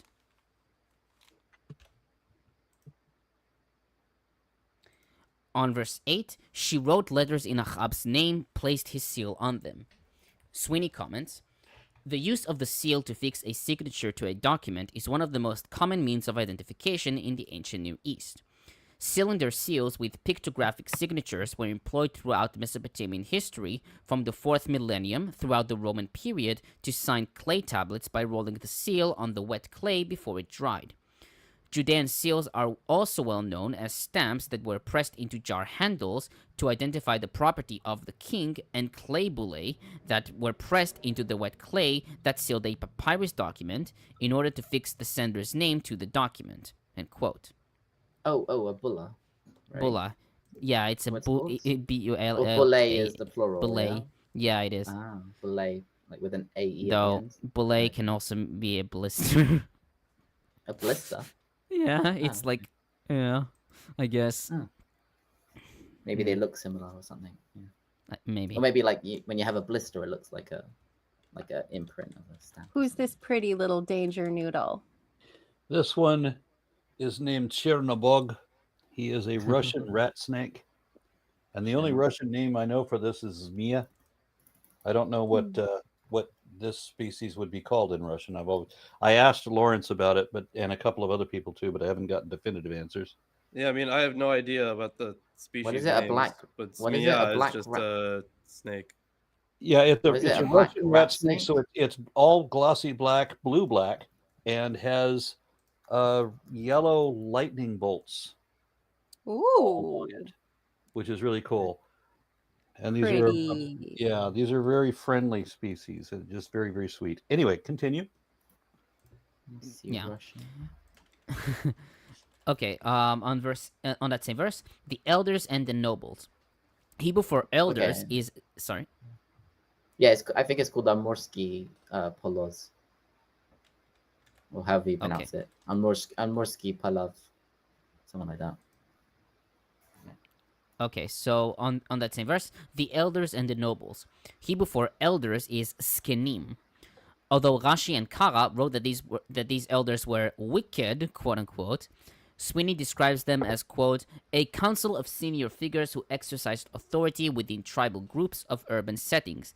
Exodus 24, 1 through 11, Numbers 11, 13 through 11, 16 through 30, Judges 21, 16 through 24, etc., end quote. McKenzie notes that, ironically, in Deuteronomy 19, 11, and 12, 21, 1 through 9, and 8 through 30, 21, and 22, 13 through 21, the local elders are the administrators of justice as moral leaders of their communities.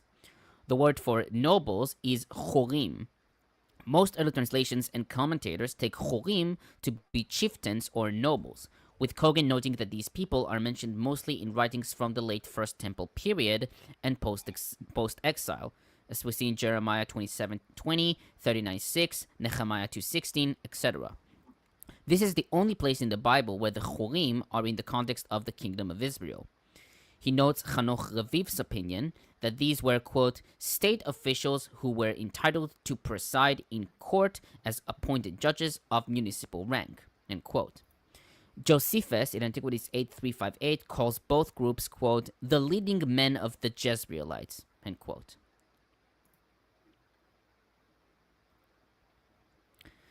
On verse 9, a day of fasting.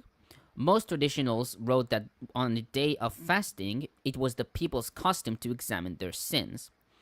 Likewise, Fritz writes that a fast is, quote, the sign of a cultic act to expiate a wrongdoing and to turn away its effects from the community, as we see in 1 Samuel 7:6, Joel 1:14, and 2:15, end quote. Kimchi notes his father Joseph's opinion that tzom means gathering, from in the day of gathering, beyom tzom, from Jeremiah 36:6 and Mishnah Chulin 4:6, quote, convergence of the sinews, end quote, tzomet hagidin.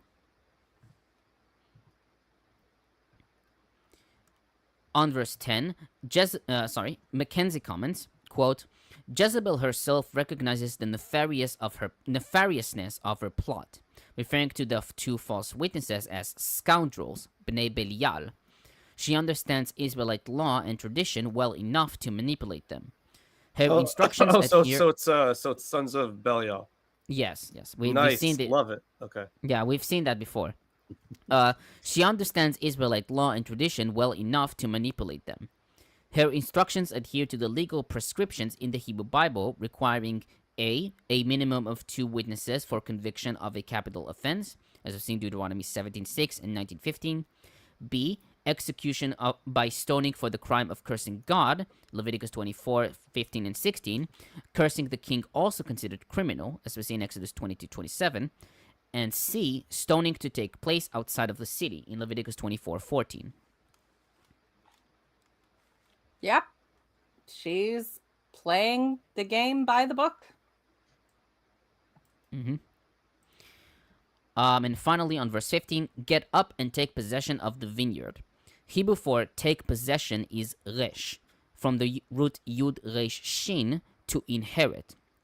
Thus, Chazal in Talmud Sanhedrin 48b said that the property of those executed by a king belonged to the king. Rav Yehuda said that Achab was Naboth's cousin, the son of his paternal uncle, and killed him and his children, and was therefore the legal heir to inherit his property. Cogan, however, writes that such speculations have nothing to do regarding the procedure that existed in the 9th century BCE regarding the king's rights of inheritance, of which there is no record of. He writes, quote, Achab's coming down to Naboth's vineyard is a symbolic act, in which the purchaser goes through the purchased land and proclaims its ownership of it. Compare Achab walking about the land through its length and its breadth in Genesis 13:17. Regardless, in this case, the king's right of inheritance is not sufficiently clear. Some, like Levenstam and Weisman, have suggested comparing this case to a testimony recorded in Alalach regarding passing a criminal's property to the palace. However, this testimony is too many miles, centuries distant, middle of the 2nd century, and there is not much of it to teach us regarding the practice in Samaria in the 9th century BCE.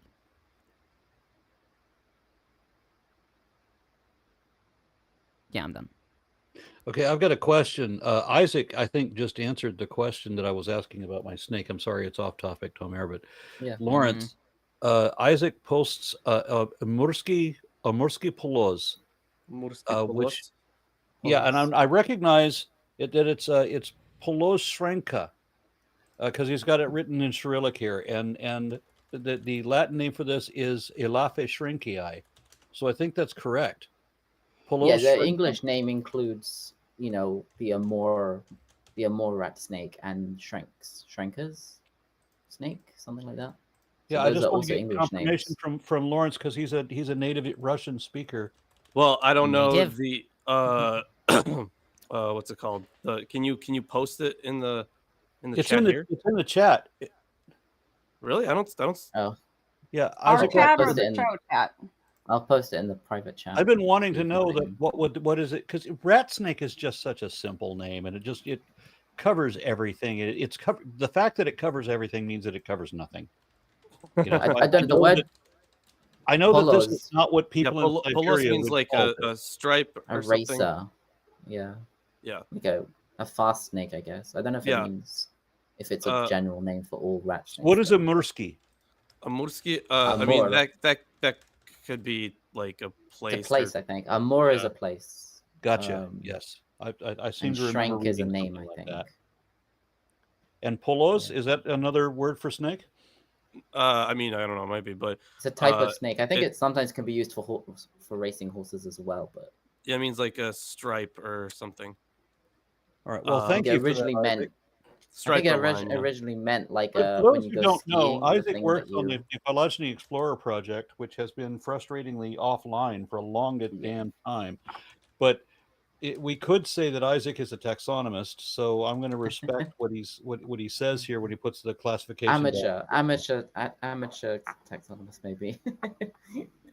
Well, no, a taxonomist would implicate I know how to tell the difference between species. I don't know if I can. Okay. Well, thank you Yeah. for answering that question. We may continue. Yes. Tomer, do you want me to continue reading? Yeah, finish the chapter, please. From where were we? Was that I pick up at 17? 17, yeah. All right. Then the word of the Lord came to Eliyahu, the Tishbite, No.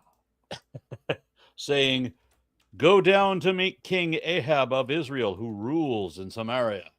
He is now in the vineyard of Naboth, where he has gone to take possession. You shall say to him, 'Thus says the Lord, have you killed and also taken possession?' You shall say to him, 'Thus saith the Lord, in the place where dogs licked up the blood of Naboth, dogs will also lick up your blood.'" I like how God is telling both parties what to say, because he's playing both sides of the chessboard still. Mm-hmm. That's one of the downsides of monotheism. There's nobody else to talk to. You have to play both sides. Ahab said to Eliyahu, "Have you found me, O my enemy?" He answered, "I have found you, because you have sold yourself to do what is evil in the sight of the Lord. I will bring disaster on you.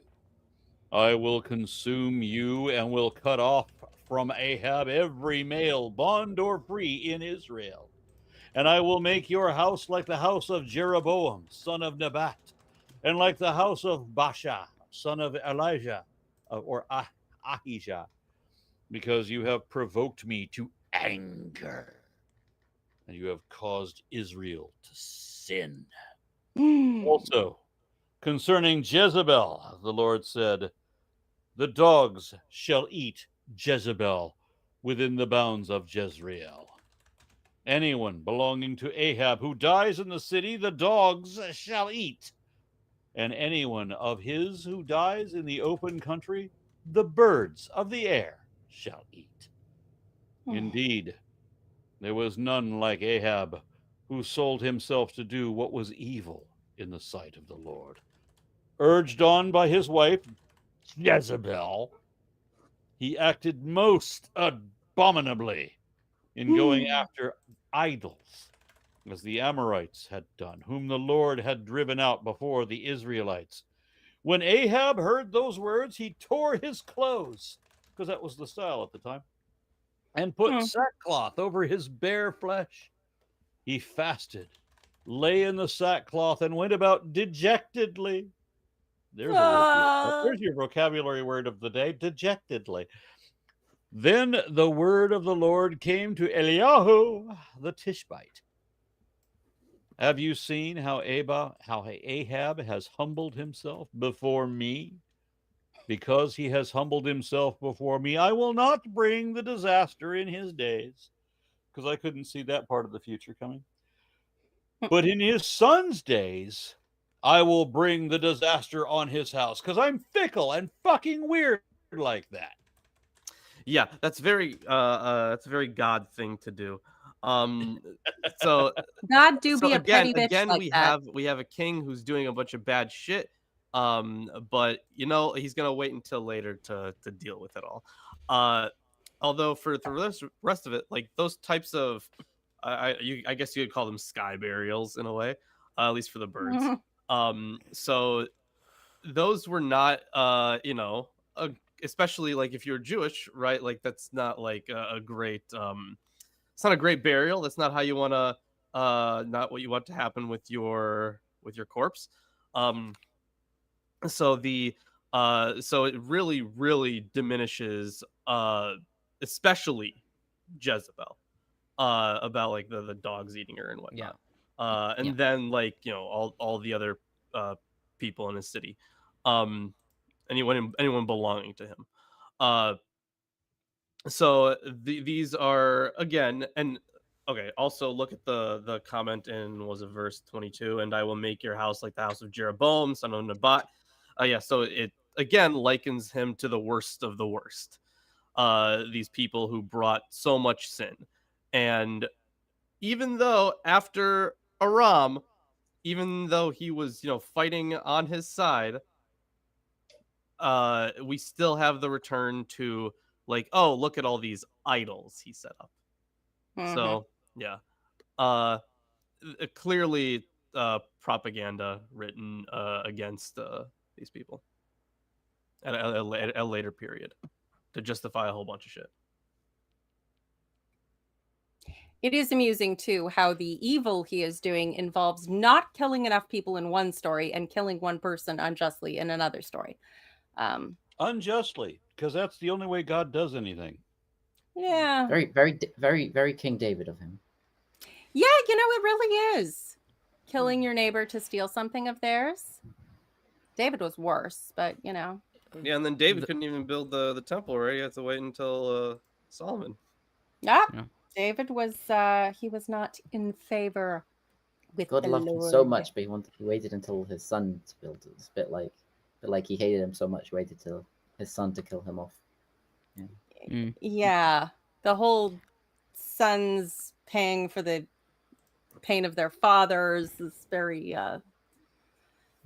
well, it does set up Christianity nicely. I should note that the phrase "would you murder and take possession" in Hebrew it's "haratzachta v'gam yarashta" is a common one at least in Hebrew, or at least the Israeli Hebrew. It's basically, It's like yeah, an the meaning. It's an Not only the- expression of like you're gonna do this as you're not only gonna do this one bad thing, you're gonna do another bad thing as well. Yeah, you fucked me up It's even probably more. probably taken straight from the story. Yeah, it is. Yeah. It is. Yeah. Okay. So in verse 20, so you have found me, my enemy. Hebrew for found me is hamtsa'atani, which is rendered as such in early translations. Kimchi renders, you have found a reason to blame me. And Gersonides has, have you found me now in wrongdoing, which recorded to me a punishment as you usually do. Likewise, Cogan renders, have you found it right to blame me, comparing to Job 33:10, but he finds yimtsa, reasons to oppose me, considers me his enemy. DeVries writes that the reference to finding, quote-unquote, expresses the narrator's notion that God unerringly discovers sin. Josephus, in Antiquities 8361, modifies Achab's statement, quote, the king said that he should proclaim to him as God's will whatever he wished, for he was ashamed and had been taken in his offense by Elijah, end quote. Even though technically, of course, he didn't do anything. It was his evil, evil wife. Those women. He just had a temper tantrum and cried like a little bitch because he couldn't have his neighbor's vineyard. his vineyard. Yeah, there's a reason I reference the Disney, Robin Hood, Prince John.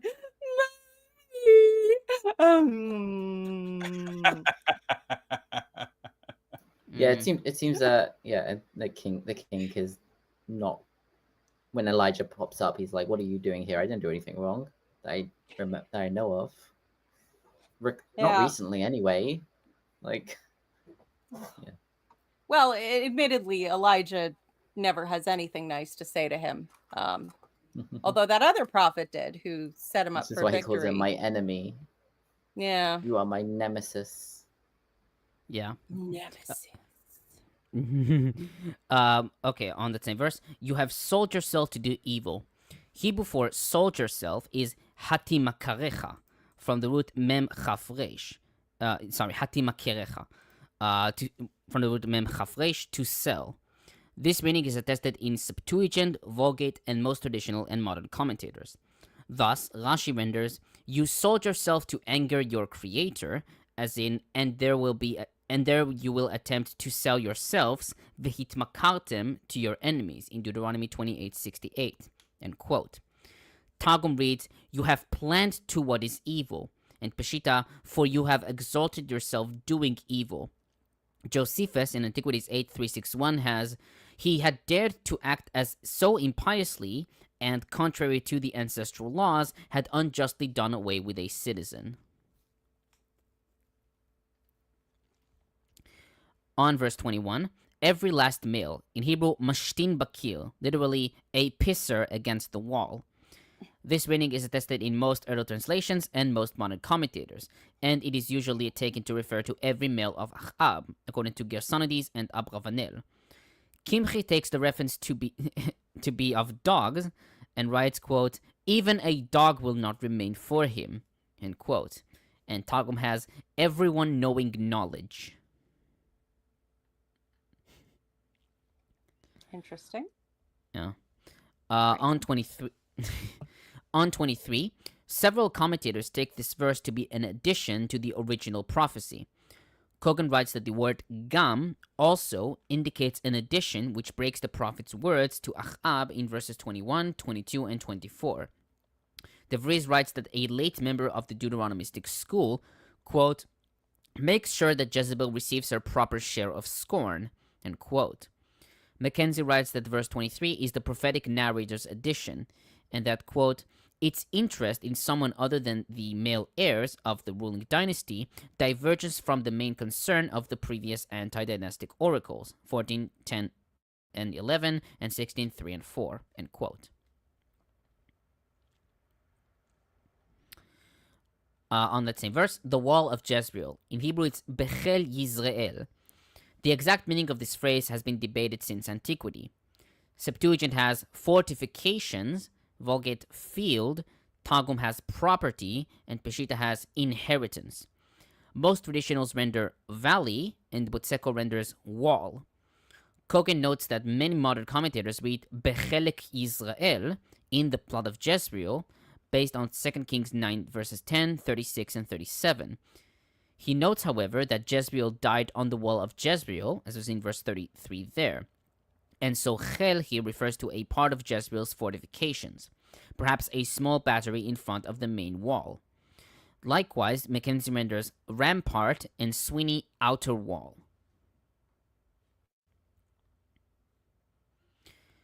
On verse 24, Fritz comments, a shameful end is predicted for Achab and his family as punishment. After their death, they will be eaten by animals, dogs and birds, which means that Achab and his family will be left unburied.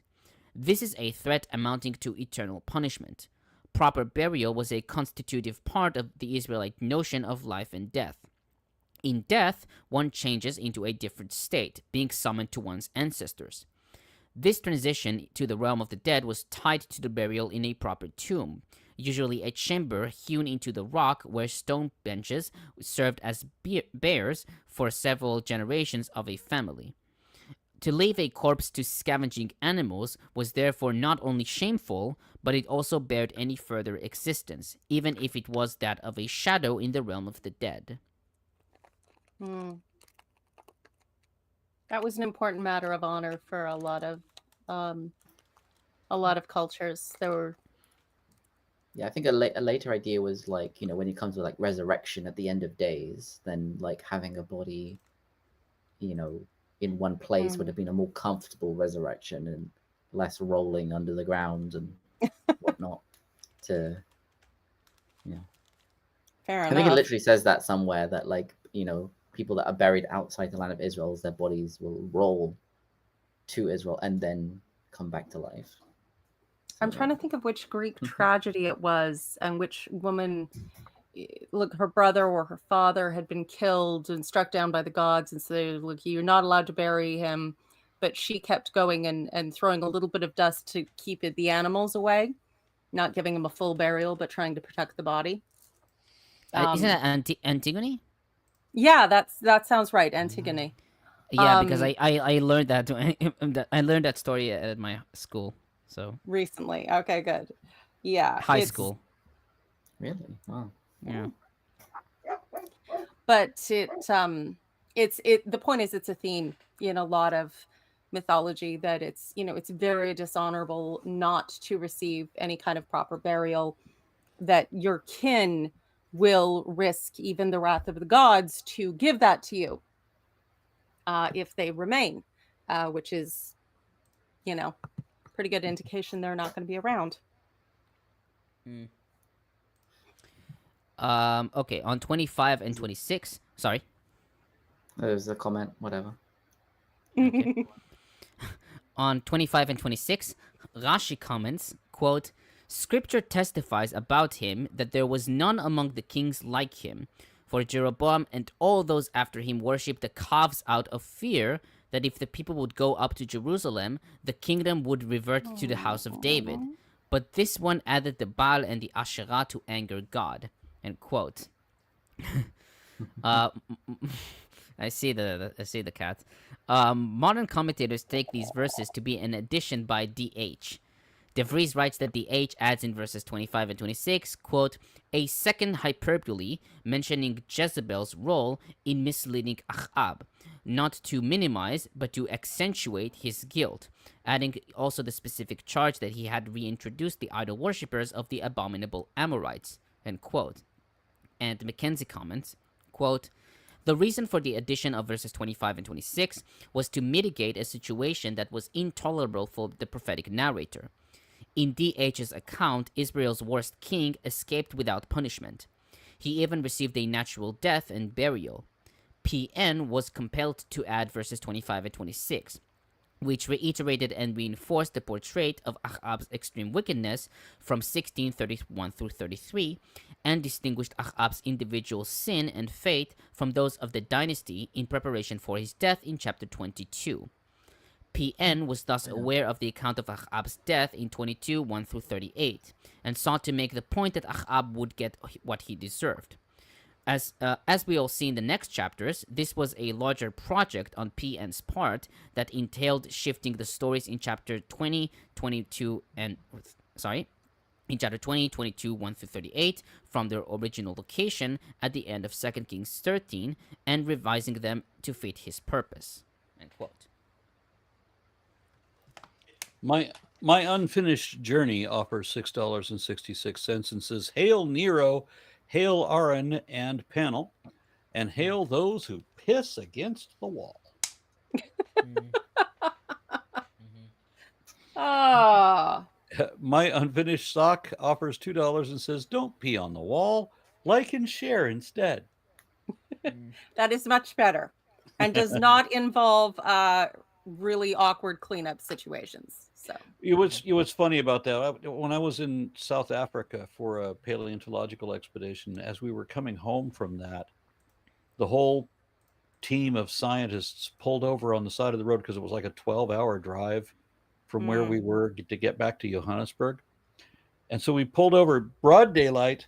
All of the scientists and me went up against a fence of the boundary of the Karoo National Park, and everybody's urinating into the park through the fence.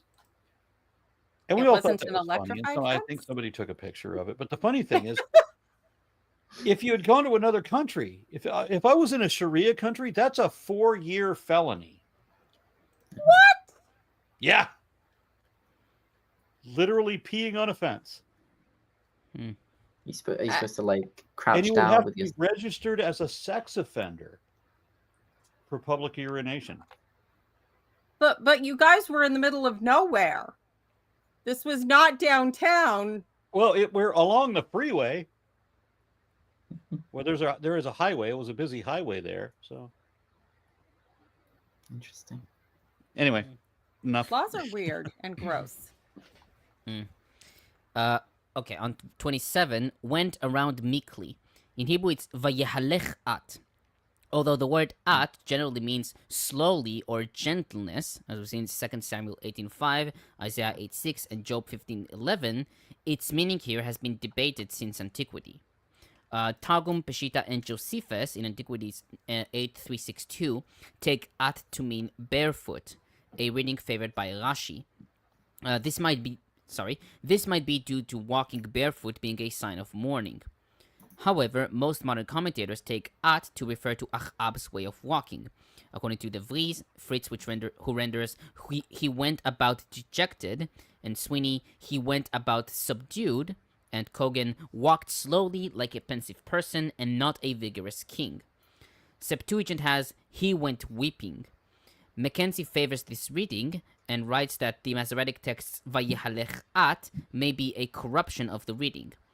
Vulgate reads, walked with his head cast down. Yeah. I mean, it does sound like walk slowly. If it. Yeah, I mean at from the at, but yeah, unless seems there's more... maybe la'at comes from being walking in such a way, but not necessarily for the same reason. Mm-hmm. Yeah. I mean, he has a long what is it? Plus it's a gloss into the no, never mind. That's okay. He has something about the end of the verse that they had Vaticanus and Lucenic should have a difference. Oh, okay. No. No, actually I didn't. So the Septuagint and the Lucenic Recension have an additional plus, which has he also put on sackcloth when he in the Lucenic Recension as Jezebel killed Naboth the Jezreelite and his son. And his son. Yeah. In the Lucenic Recension. When she killed him and his son. Yeah, something like that. He also put on sackcloth when Lucenic Recension has Jezebel killed Naboth the Jezreelite, and Lucenic has and his son. And he writes that the plus is a gloss intended to explain that Ahab repented not just of the sins of apostasy detailed in verses 25 and 26, but also of the murder of Naboth. The Lucenic recension reflects further elaboration of the gloss in attributing the murder of 2 Jezebel and including Naboth's son as a victim in agreement with 2 Kings 9:26. That's McKenzie's comment. Yeah. And finally, sorry. Honestly, I thought that you would understand why pissing on a fence is a 4-year sentence. What else are future atheists are going to sit on before they get there? Oh, that sounds like a reference to really bad evangelical pitch. I would be directly on St. Peter's face. That's what I would do. Yeah, and it's not atheists that piss on that sit on the fence. That's agnostics trying to imagine there's a fence to sit on. Hey, you know what? I'll be perfectly willing to consider the existence of any god if anyone can come up with a definition that makes a single lick of sense and can stay consistent through a whole 3 questions. Yeah. And finally, 28 and 29.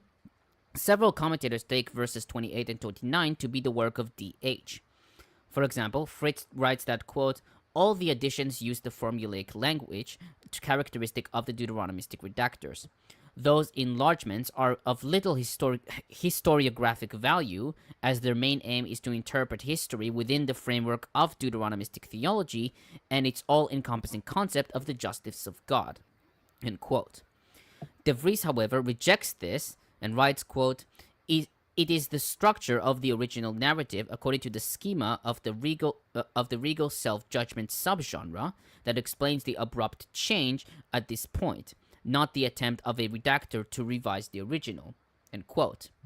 McKenzie, however, writes, quote, verses 27 through 29 are the continuation of D.H.'s account of Achab, as indicated by these words in verse 27, referring back to Elijah's oracle. The deferral is surprising. The falls of the previous 2 dynasties, Jeroboam and Baasha, did not occur during the lifetimes of their founders, who were the recipients of the anti-dynastic oracles, but in the days of their sons. So why the special notice for Achab? The answer is that these verses are etiological and explain both the length of the Omri dynasty overall and its destruction, not with Achab's immediate successor, Achaziah, but with his second son and successor, Yoram. End quote. That's always a good thing about prophecies you write after the fact. You can always fit them to what actually happened. Well, so there are no ancient Christians, I should know, because there are no ancient Christians. Now I know. No ancient Christians. Christianity is brand new. They were all Muslims. No, I mean there are. Are you honestly telling me you couldn't find Christians bitching about Jezebel and calling her a whore because she did something they didn't like? I mean, yes, but it's like, of course they would say this. Ooh, I want to see what Tertullian said. Hold on. It's not. There's no Tertullian here. It's mostly Ambrose, Ishodad, Ephraim, and Jerome. I can't believe. Okay, so the only reason I'm gave up saying a this is chance to because Tertullian piss wrote on a a book woman. called On Modesty, and I want to see if there is any reference to Jezebel in it. Oh, you remind me. I should. There would be definitely, yeah. Ah, You remind me. here I we go. Um, Let's see. But how far are we to treat of Paul, since even John appears to give some secret countenance to the opposite side, as if in the apocalypse he has... Oh, so he takes that view, okay.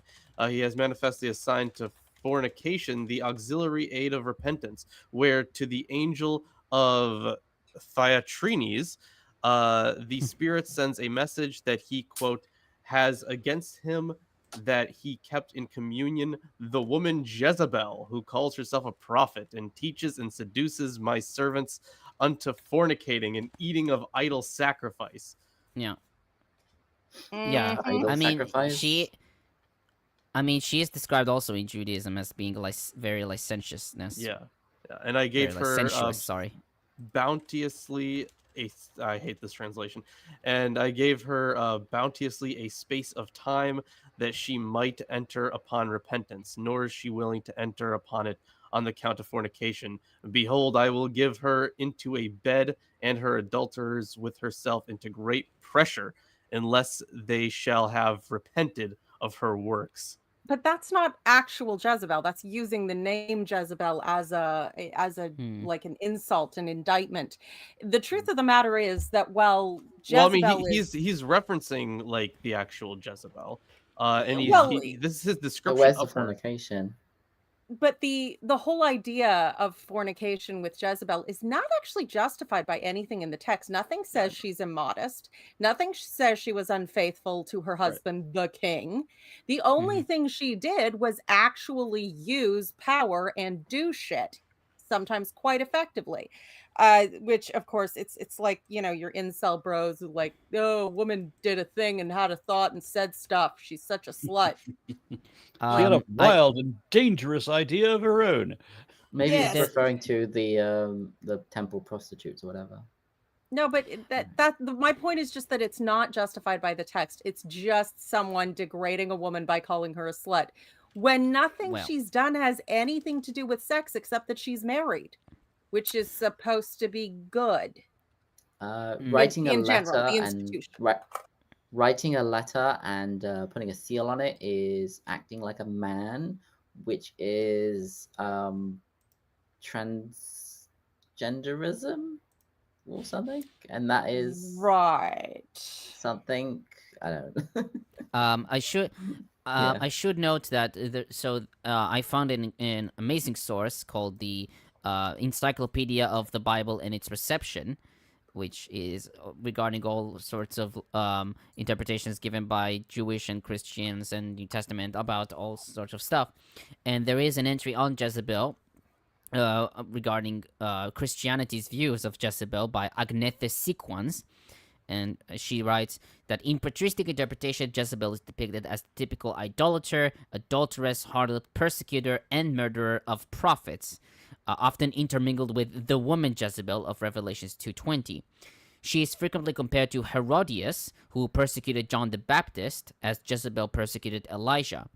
As an idolater, she is the prototype of different heretics, for example, the Arians in Athanasius' writings. John Chrysostom identifies himself with Elijah, his opponents with Jezebel and Achab. Sometimes Jezebel functions as the figure of the synagogue. Jerome explains her name as cohabitatrix, meaning living with or adoring other gods, Fluxus Vanus or Fluxus Sanguinis, pointing to her murdering the prophets of Naboth, or Stelquilinium, which means dung pile. These explanations are later used in medieval exegesis. Gregory of Nazianzus mentions her in his Carmen Morale as a negative biblical example against women who beautify themselves. For example, for 2 Kings 9:30, compare 2 Kings 9:30, a motif taken up later by Gregory of a motif taken up later. Yeah, that's it. I don't know. This sounds like a fun research project. Anyways, we really should read 22 today. Really, Okay. it's a long chapter though. Do you think? You said that you said the other one wasn't long, and it's almost the same length. It's 54. Okay. Well, the only reason I say that is because it's the You wanna finish the last book? chapter. Yeah. Yeah. So Okay. honestly, I mean, I can do that. Though I think we should extend the time unless Lawrence always needs to eat or something like that. Yes, I always need to eat, but that's fine. I would much rather. I finish, should warn you. All right, who's reading? You want me to do it? I mean, I Yes. can do it. Wait. So let me just check how we should divide. Do you want to read the whole chapter, or should we divide it into? Well, I want to read the whole chapter. I just want to get the book over with. I don't like. Get it done. I don't want to have like part of a book. To I should read. warn you. My Yeah, commentary I is long. fully agree with Lawrence. If you don't beat these down, next thing you know, we're going to have two kings. Oh, we should tell him. Don't you Well, dare. Yeah. Well, if we leave this chapter for next week, then we can have 3 kings because we'll have 1 kings and 2 kings. I mean, I honestly I don't mind. Let's Isn't just it? speed is- run it. Isn't in the Hebrew if it makes text? Isn't it just one Kings? Or am I wrong? It's Am I- Melachim Well, I Aleph. mean, it would be Kings Yeah. A. I mean, the whole division of chapters and verse and book numbering is the Jews took it from the Christians. Let's after stop they talking about it created and just get through it. Yes, Yeah. thank you, Aaron. All right, who's reading? Get her done. All right, I can read. So chapter 22. For 3 years, Aram and Israel continued without war. But in the 3rd year, King Jehoshaphat of Judah came down to the king of Israel. The king of Israel said to his servants, "Do you know that Ramoth Gilead belongs to us, yet we are doing nothing to take it out of the hand of the king of Aram?" He said to Jehoshaphat, "Will you go with me to battle at Ramoth Gilead?" Jehoshaphat replied to the king of Israel, "I am as you are. My people are your people. My horses are your horses." But Jehoshaphat also said to the king of Israel, "Inquire first for the word of the Lord." Then the king of Israel gathered the prophets together, about 400 of them, and said to them, "Shall I go to battle against Ramoth Gilead, or shall I refrain?" They said, "Go up, for the Lord will give it into the hand of the king." But Jehoshaphat said, "Is there no other prophet of the Lord here whom we may inquire?" This is it. This is the story. The king Yeah. of Israel said to Jehoshaphat, "There is still one other by whom we may inquire of the Lord, Micaiah, son of Imlah.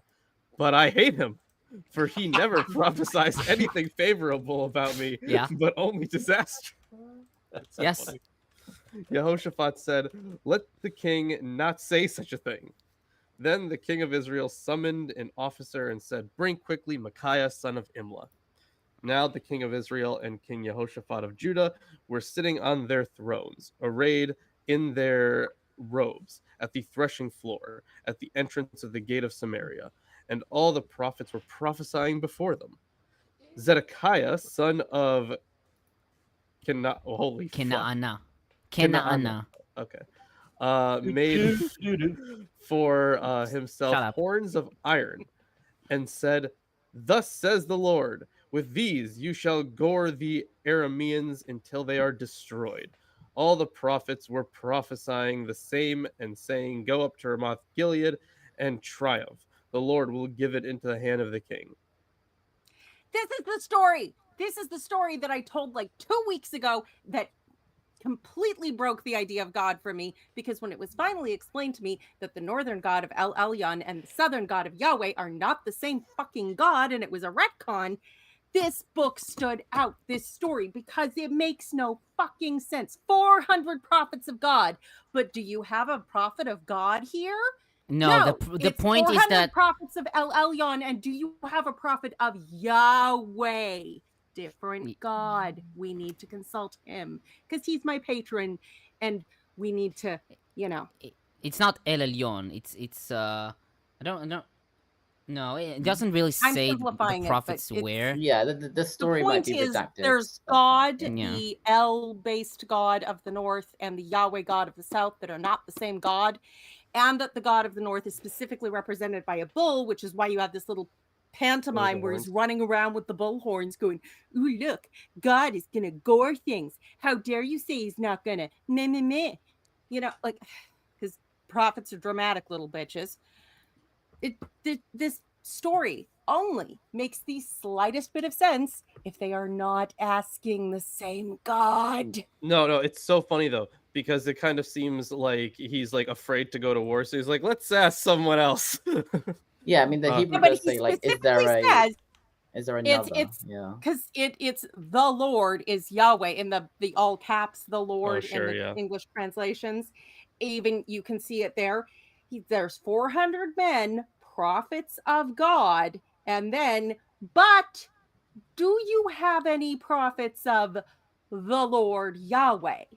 Different God, not included in the 400 fucking drama prophets.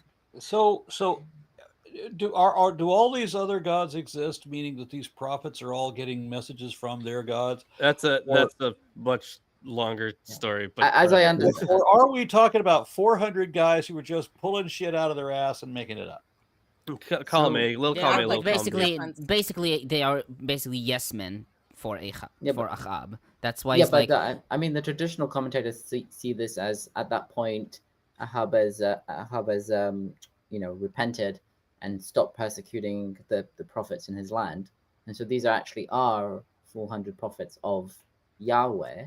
Yeah, and they also And said in the then- last chapter, right, that he's not gonna all those destructions would not come in the for Ahab, but later on to his descendants.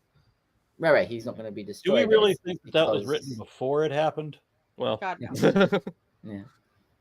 Right, and then the other, the king of Judah is like, is there another prophet of Yahweh here? So both cases it refers to Yahweh rather than Elohim, but yeah, well, yeah. Then it says, "Thus Yeah. says yeah, the Lord." I mean the okay. So McKenzie writes the number 400 is PN's edition, the prophetic narrator, drawn from 1819, and invites comparison with Jezebel's 400 Asherah prophets. The implication is that the court prophets are not true prophets of Yahweh and thus are not trustworthy. This is confirmed by the preferred reading of Jehoshaphat's request for a prophet of Yahweh in verse 7, without the Masoretic texts odd, still, or yet. Okay. So the Septuagint doesn't have the If you another. look at I verse see. 6 at the end, it says, "Go," they answered, "for the Lord will give it into the king's hands." That's not the capitalized Yahweh, the Lord. That's just like generic God, the Lord. And In then, verse but 6? Jehoshaphat asks in 7, "Can not a prophet of the Lord Yahweh here?" Yeah, I in mean, 6 in- it's literally, it doesn't even have God's name as Yeah, it No, it God. It doesn't. just says Adonai, which is Generic. my Lord. Or, Yes. Yeah. Yes. Let me see. Whereas Or- This 7 is not has the Yahweh. Lord Yahweh. This is the office temp Yahweh.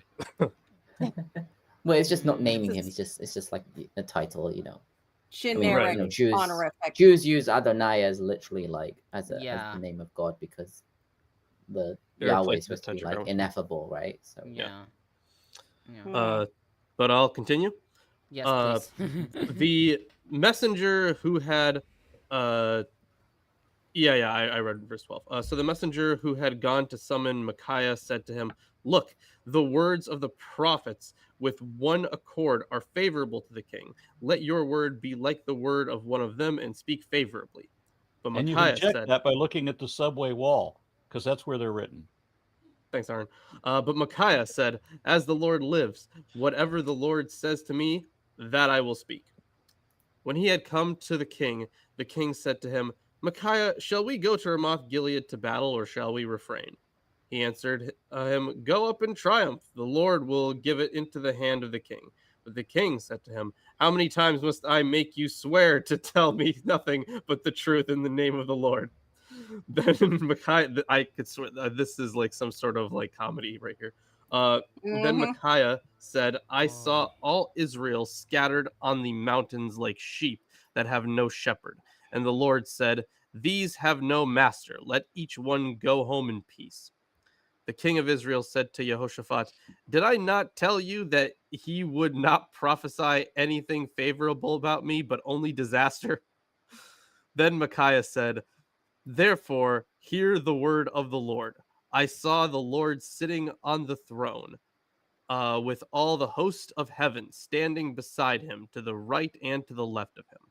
And the Lord said, Who will entice Ahab, so that he may go up and fall at Ramoth Gilead? Then one said one thing, and another said another, until a certain spirit came forward and stood before the Lord, saying, I will entice him. How? The Lord asked him. He replied, I will go out and be a lying spirit in the mouth of all his prophets. Then the Lord said, You are to entice him, and you shall succeed. Go out and do it.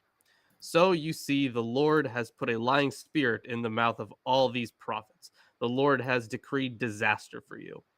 Then Zedekiah, son of Keana, Wait, Whatever. Ka'ana. So Okay. the infallible absolute truth. Yes, he sent lying spirits. Yes. Yes. Into the mouth of enemy prophets. Then Zedekiah, son of Kenaanah, came up to Micaiah, slapped him on the cheek, and said, Which way did the Spirit of the Lord pass from me to speak to you? Micaiah replied, "This is hilarious." I've noted this previously. I noted that there is a story where one prophet slaps the other. This is it. Yeah. Micaiah replied, "You will find out on that day when you go in to hide in an inner chamber." The king of Israel then ordered, "Take Micaiah and return him to Ammon, the governor of the city, and to Joash, the king's son, and say, 'Thus says the king, put this fellow in prison and feed him on reduced rations of bread and water until I come in peace.'" Micaiah said, "If you return in peace, the Lord has not spoken by me." And he said, "Hear, you peoples, all of you." So the king of Israel and King Jehoshaphat of Judah went up to Ramoth Gilead. The king of Israel said to Jehoshaphat, "I will disguise myself and go into battle, but you wear your robes." So the king of Israel disguised himself and went into battle. Now the king of Aram had commanded the 32 captains of his chariots, "Fight with no one small or great, but only with the king of Israel." When the captains of the chariots saw Jehoshaphat, they said, "It is surely the king of Israel." So they turned to fight against him, and Jehoshaphat cried out. When the captains of the chariots saw that it was not the king of Israel, they turned back from pursuing him. But a certain man drew his bow and unknowingly struck the king of Israel between the scale armor and the boot. So he said to the driver of the chariot, "Turn around and carry me out of battle, for I am wounded." The battle grew hot that day, and the king was propped up in his chariot, facing the Arameans until at evening he died. The blood from the wound had flowed into the bottom of the chariot. Then, about sunset, a shout went through the army, "Every man to his city, and every man to his country." So the king died and was brought to Samaria. They buried the king in Samaria. They washed the chariot by the pool of Samaria. The dogs licked up his blood, and the prostitutes washed themselves in it, according to the word of the Lord that he had spoken. Now the rest of the acts of Ahab and all that he did, and the ivory house that he built, and all the cities that he built, are they not written in the book of the annals of the kings of Israel? So Ahab slept with his ancestors, and his son Ahaziah succeeded him. I thought he wasn't supposed to get a burial. Well, I mean, the dogs He- lift he- up his yeah, the blood that dogs was licked up the rinsed out blood of the and- chariot, so all that but stuff he still wasn't happened, supposed yeah. to get a burial. Did it say that he specifically wouldn't get a burial, or that all that other stuff would happen? Because all that stuff did, like, all this stuff did happen, right? About the dogs licking up his blood and whatnot. But I'll have to. I don't remember if it said that he specifically would not be buried. I'll look back. But either way, I'll continue. Jehoshaphat, son of Asa, began to reign over Judah in the 4th year of King Ahab of Israel. Jehoshaphat was 35 years old when he began to reign, and he reigned 25 years in Jerusalem. His mother's name was Azubah, daughter of Shili. He walked in all the way of his father Asa. He did not turn aside from it, doing what is right in the sight of the Lord. Yet the high places were not taken away, and the people still sacrificed and offered incense on the high places. Jehoshaphat also made peace with the king of Israel. Now the rest of the acts of Jehoshaphat and his power that he showed and how he waged war, are they not written in the books of the annals of the kings of Judah? The remnant of the illicit priests who remained from the days of his father Asa, he purged from the land. That's important, yeah. There was no king in Edom. A deputy was king. Jehoshaphat made ships of the Tarshish type to go to Ophir for gold, but they did not go, for the ships were wrecked at Ezion-Geber. Then Ahaziah, son of Ahab, said to Jehoshaphat, "Let my servants go with your servants in the ships." But Jehoshaphat was not willing. Jehoshaphat slept with his ancestors and was buried with his ancestors in the city of his father David. His son Jehoram succeeded him. Ahaziah, son of Ahab, began to reign over Israel and Samaria in the 17th year of King Jehoshaphat of Judah. He reigned 2 years over Israel. He did what was evil in the sight of the Lord, and walked in the way of his father and mother, and in the way of Jeroboam, son of Nebat, who caused Israel to sin. He served Baal and worshipped him. He provoked the Lord, the God of Israel, to anger, just as his father had done. So a few things here. First of all, that first part with Micaiah, hilarious. It is. I could swear that's that somewhere that's a rom-com. It is. It's It's great. also a duplicate story. There's another version with Elisha, I think. I don't know. It's weird. It's so funny. Like, hey, did I tell you this guy was gonna be a dick? Like, so good, so good. I love this. I This love is- the bitch slapping. Sure, yeah. This is an episode of How I Met Your Mother. Yeah. It's And then the great. king disguises himself but gets killed anyway. Yeah. Yep. And the thing is, they're always gonna go, because the king, when they would go into battle, the king would be there. And I feel like this is modeled off of like Assyrian campaigns, because like once they would go to battle, the king was there, and he was hugely protected, but he was always the target, right? So having him, kind of having Yehoshaphat in his place, or kind of like, oh, they're gonna get this guy, the guy who's the king, was kind of way to get him killed, but it didn't work out for Ahab, because in the end he died. Mm-hmm. And when he died, his whole life was told in the story. We never heard one thing about him jumping. No. True.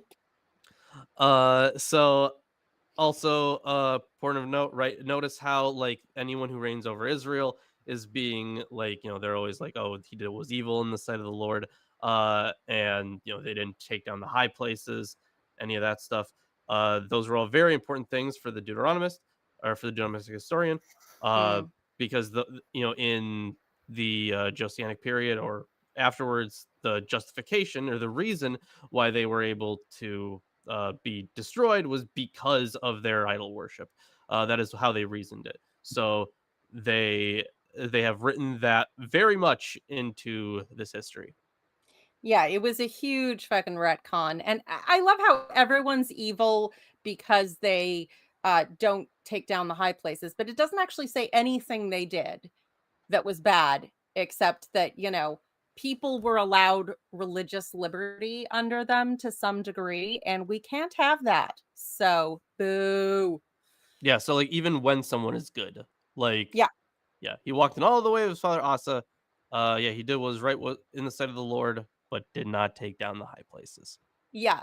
And that's the only thing that matters. It doesn't matter if they make peace treaties with their neighbors, if they fight mighty battles, if they are victorious, if they are wise, if they are just, if they are anything. It doesn't matter. Somebody worshipped somebody other than my petty little bitch of a god. So they're all evil.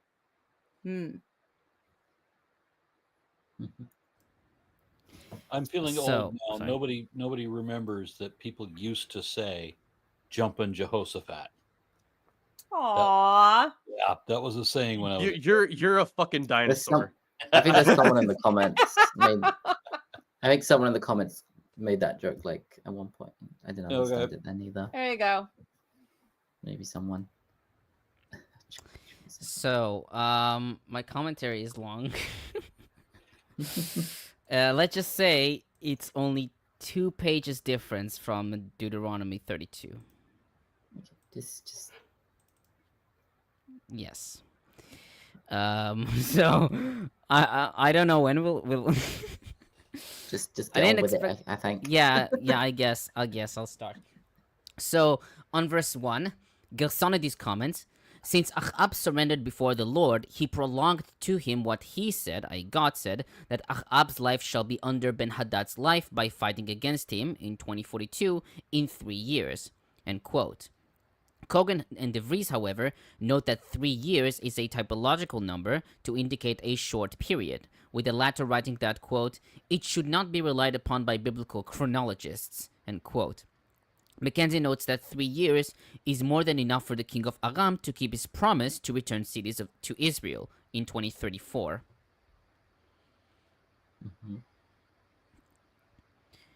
On verse 2, we did not know beforehand that Jehoshaphat became king of Judah. This information is only told in verses 41 and 42. In the Septuagint, Jehoshaphat's introduction appears on 1628. DeVries writes that the Masoretic text allows for Jehoshaphat to appear prior to DH's original introductory summary, since by the time of DH, the Micaiah stories had come to be applied to Achab. Fritz writes that while no reason is given for Jehoshaphat's visit to Samaria, it may well have been a gesture of goodwill, following his accession, to confirm the improved relations between Judah and Israel. That's pretty typical. New leader, the neighbors all come and say hi. Mm-hmm. Did he bring a casserole with him? Mm-hmm. Casserole, new wife, something or other. Just don't arrive empty-handed. Hmm. Yeah, I mean, it does say that sorry. their fathers were fighting with each other, so maybe there was like a peace deal, and this was maybe the date, anniversary or something. Mm-hmm. On verses 5 through 8, Sweeney comments, in an obvious dig against Achab, verses 5 through 8 portray Jehoshaphat as the one who calls for oracular inquiry concerning the word of Yahweh. Such an inquiry was a typical practice prior to a battle, 1 Samuel 23, 1 and 2, and 2 Samuel 2, 1.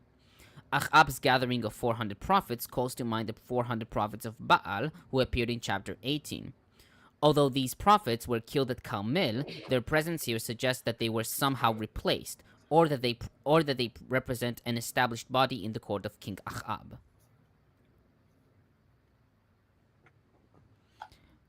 On verse 7, Talmud Sanhedrin 89a reads, a prophetic vision relating to one and the same subject matter may appear to several prophets, but two prophets do not prophesy employing one and the same style of expression, end quote. I.e., Jehoshaphat was afraid of the consensus among the 400 prophets, and so asked to advise with another, quote-unquote, in Hebrew, odd prophet. The word another... So he found it suspicious that they were all saying the same thing? Yes. Okay. The word another is missing from most early translations, probably to discourage from thinking that the 400 prophets were of Yahweh. While Josephus in Antiquities 8:402 and Targum on verse 10 calls them false prophets, Cogan writes that there is no reason to think so. Yet McKenzie writes, quote, the number 400 is PN's addition, drawn from 1819. I think I read this one. I'll read it again. The number 400 is PN's addition, drawn from 1819, and invites comparison with Jezebel's 400 Asherah prophets. The implication is that the court prophets are not true prophets of Yahweh, and thus are not trustworthy. This is confirmed by the preferred reading of Jehoshaphat's request for a prophet of Yahweh in verse 7, without the Masoretic texts od, still, and yet. PN draws on chapter 18 in portraying the court prophets as unanimously affirming Achab's plan. This unanimity is another sign of their unreliability, especially since they support the wicked king. Their positive outlook also brands them as false prophets according to Jeremiah, especially chapters 23 and 27 and 28, which is another of PN's sources for this narrative. Hence Achab's response that Micaiah never prophesies anything positive about him, in verse 8, is a recommendation of Micaiah as a genuine prophet. You gotta love the logic behind that. They never have anything nice to say. They're probably the only trustworthy one here, which these days I can see some of that argument. You don't want a lot of yes men in the world, but oh my God. Sucker for punishment, that one. On verse 9, one of his officials, in Hebrew, saris. The word is taken by early translations, Josephus in Antiquities 8:403, to mean eunuch. Sweeney writes that although saris means eunuch in Aramaic, its reference to married men in Genesis 39:1 indicates that it refers to an officer of the king. Cogan, however, notes that saris is borrowed from the Akkadian shah reshi, the one at the head. He writes that all cuneiform texts from all periods tell that saris refers to castrated courtiers. Likewise, McKenzie writes that such officials, especially those in charge of the harem, were often eunuchs. Oh yeah, the harem ones were definitely eunuchs. But yeah. That's interesting. On verse 11, iron horns. Cogan writes that the horns were a symbol of strength and heroism in all of ancient Near East. Of all ancient Near Eastern. Fuck it. The horn symbolism is found in regard to the tribe of Joseph, Deuteronomy 33:17. He has horns like the horns of the wild ox, and as a symbol for the enemy's power in Zechariah 2:1. Even Yahweh was depicted as having horns, Numbers 23:22 and 24:8. In one document, the Mesopotamian goddess Ninlil is called the wild cow who gores enemies with her strong horns. And Pharaoh Thutmose III is called, quote, a young bull, firm of heart, sharp of horns, who cannot be felled, end quote, in Einat 374b. DeVries notes that Othma Keel has deduced from Egyptian and Canaanite iconography, showing the gods with horned helmets, that Zedekiah's horns were affixed to a helmet and were presented to the king to be worn by him. Yeah, the whole bull's horns as symbols of power is something we've run into a lot, and that affected later depictions, even of Moses. There was that thing with the glory of God or the power of God, and they couldn't decide if his face was glowing like a firefly or if he had horns or both. Because magic be cool like that, very flexible. Mm-hmm. On verse 15, attack and be victorious. Most traditionals note that Micaiah did not speak in the name of Yahweh, quote unquote, with Kimchi, Ibn Kaspi, and Abravanel writing that he said this by way of mockery. Similarly to Ezekiel 20:39, quote, go every one of you and worship his fetishes and continue, end quote. DeVries writes, quote, though many interpreters suggest that Micaiah was deliberately lying, it is better to interpret his words as a preliminary message expressive of a patriotic strain in his ideology, end quote.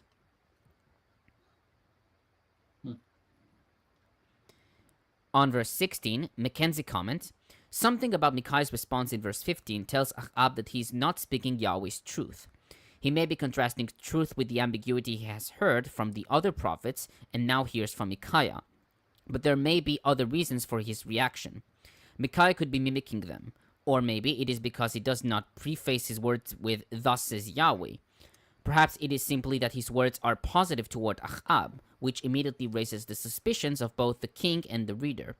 Indeed, it calls Ahab's credibility into question because of his claim that Micaiah spoke only ill of him. This raises the question of the king's motive in sending for Micaiah in the first place. Was he trying to placate Jehoshaphat, or was he really interested in getting Yahweh's response?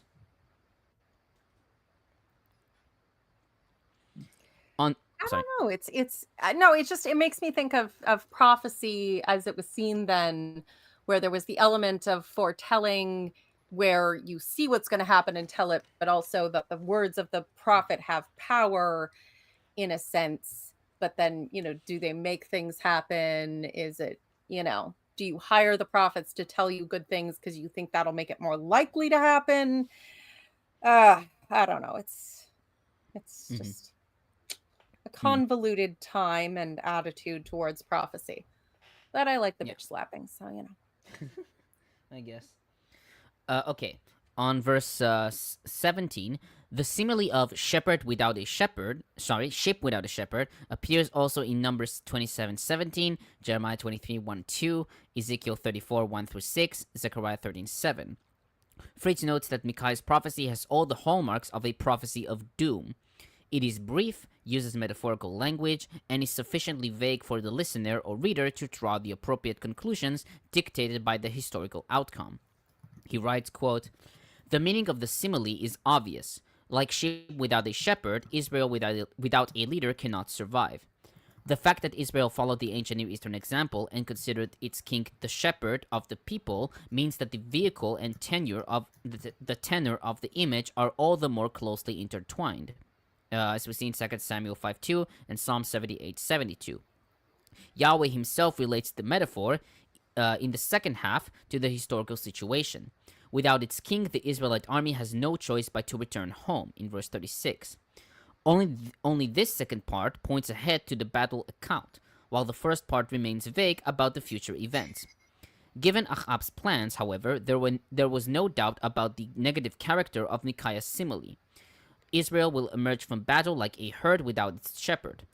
Achab's death at Ramot Gilead is indirectly but clearly foretold. The truthfulness of his prophecy would have raised the esteem of Micaiah, confirmed as the true prophet of Yahweh, although no mention is made of his later fate. Yeah, that was the whole thing was, keep him here until I come back victorious and safe. And presumably he could then be executed as a false prophet, at least if you're assuming that the laws regarding the false prophet being executed because what he says did not happen were actually in effect. But yeah, there's no mention of whether or not he made it out of that situation alive. On verse 19, all the multitudes of heaven standing around him on his right and on his left. Hebrew for multitudes of heaven is tzva hashamayim, which is typically rendered as the host of heaven, as we see in Septuagint and Peshitta, or the army of heaven, as we invoke it in Targum. Traditionals, like Kara and Kimchi, take them to be angels. DeVries calls it, quote, the metaphorical court of heaven, end quote. Cogan writes that the army of heavens are the heavenly bodies to which non-Israelites pray to, as we see in Deuteronomy 4:19, 17:3, 2 Kings 17:16, etc. But Israel is not allowed to do so. McKenzie, however, writes that here it refers to a deliberative body, the divine council, quote-unquote, like that described in Isaiah 6 and Job 1:2. As for on his right and on his left, Rashi asks, quote, is there left in heaven? Is it not stated, the right hand of Adonai is exalted, the right hand of Adonai performs deeds of valor, in Psalms 118:16, and your right hand Adonai is adorned with power, your right hand Adonai crushes the enemies, in Exodus 15:6. But rather, these are on the right and these are on the left. Those on the right present the case for the defense, and those on the left present the case for the prosecution. Rashi asked if there's right and left, up and down in space. Okay, good to know. Yeah. I mean, Yeah. not really, but Yeah. sure. Yeah, I know. Yeah. Okay, on verse 20, who will entice Achab? Hebrew for entice is yefateh, from the root pei taf hey, to deceive. Sweeney notes that the verb refers to a woman seduced by a man, as we see in Exodus 22:15 and Hosea 2:16, or a man seduced by a woman in Judges 14:15 and 16:5, but can also describe a prophet deceived by Yahweh in Jeremiah 27 and Ezekiel 14:9. As McKenzie explains, quote, Jeremiah and Ezekiel speak of Yahweh enticing prophets. Jeremiah himself is enticed by Yahweh into speaking the truth, which causes him to be ostracized and ridiculed, leading his enemies to seek a way to entice him in order to do him physical harm. Jeremiah 20:10. In Ezekiel 14:9, Yahweh takes credit for enticing, and the implication is that the prophet who is so enticed speaks falsehood. Likewise, in our chapter, the Israelite prophets are led by the spirit of falsehood from Yahweh into speaking in support of Achab's plan. The prophets are not the object of the verb. It is rather Achab who is enticed by the spirit of falsehood through the prophets. Still, the implication is that they are enticed into speaking falsehood in order to induce Achab to destruction.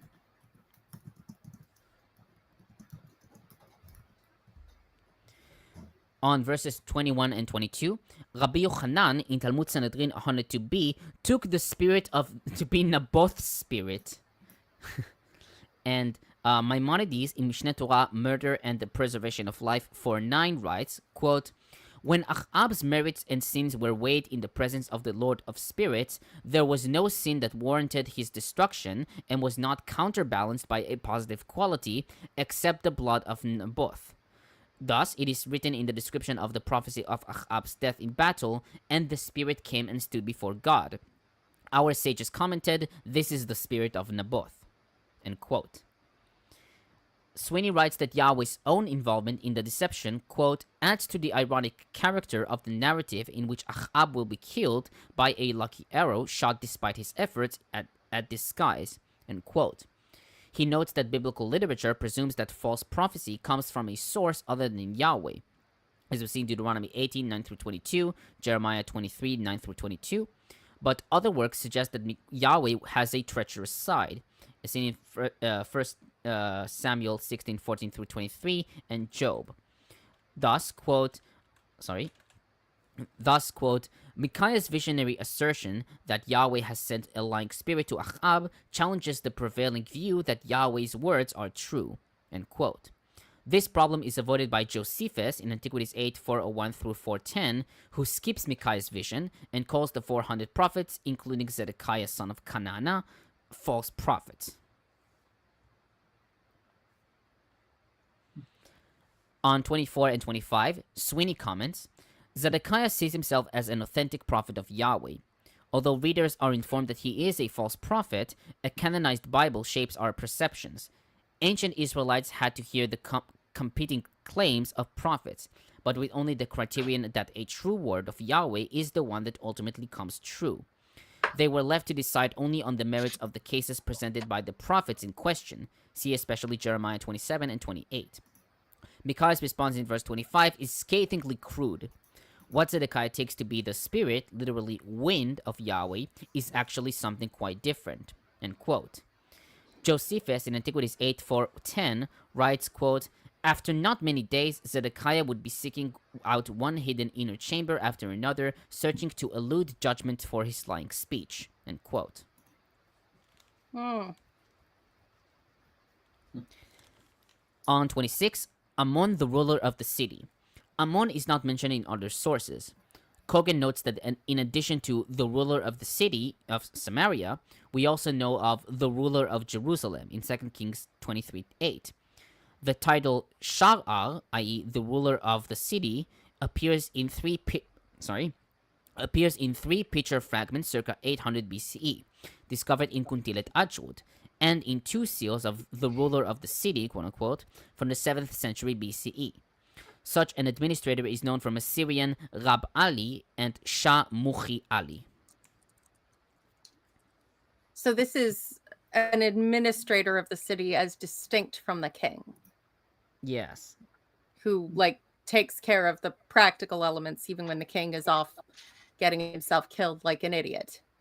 Yes. Yeah, okay. Fair enough. Yeah, Somebody's got to JBS do the has actual work. governor. Yeah, governor, yeah. On that same verse, Joash, the king's son. Joash is not mentioned in other sources. Sweeney writes that the description of Joash as the son of the king has promoted many claims that the narrative relates an event that took place during the reign of the Jehu monarch Jehoboaz, son of Jehu, the father of Joash/Jehoash. He writes that most interpreters take Ben Hamelech, son of the king, to be an official designation of an officer of the king, as was seen in Zephaniah 1:8, Judges 9, 2 Kings 10, 1 through 11. This designation, however, is rejected by Cogan and McKenzie, the former writing that Joash and other sons of the kings could have been part of the extended royal family, and the latter noting that other instances of the expression sons or daughters of the king in Samuel and Kings are to be taken literally, and there's no evidence in the Hebrew Bible where any bearer of this title can be shown not to be in the royal line. He further writes, quote, this passage, along with a handful of others, suggests that the king's son could be allocated a judicial role. The only reason for taking the present instance as an exception is the assumption that Joash would have to be Achab's son.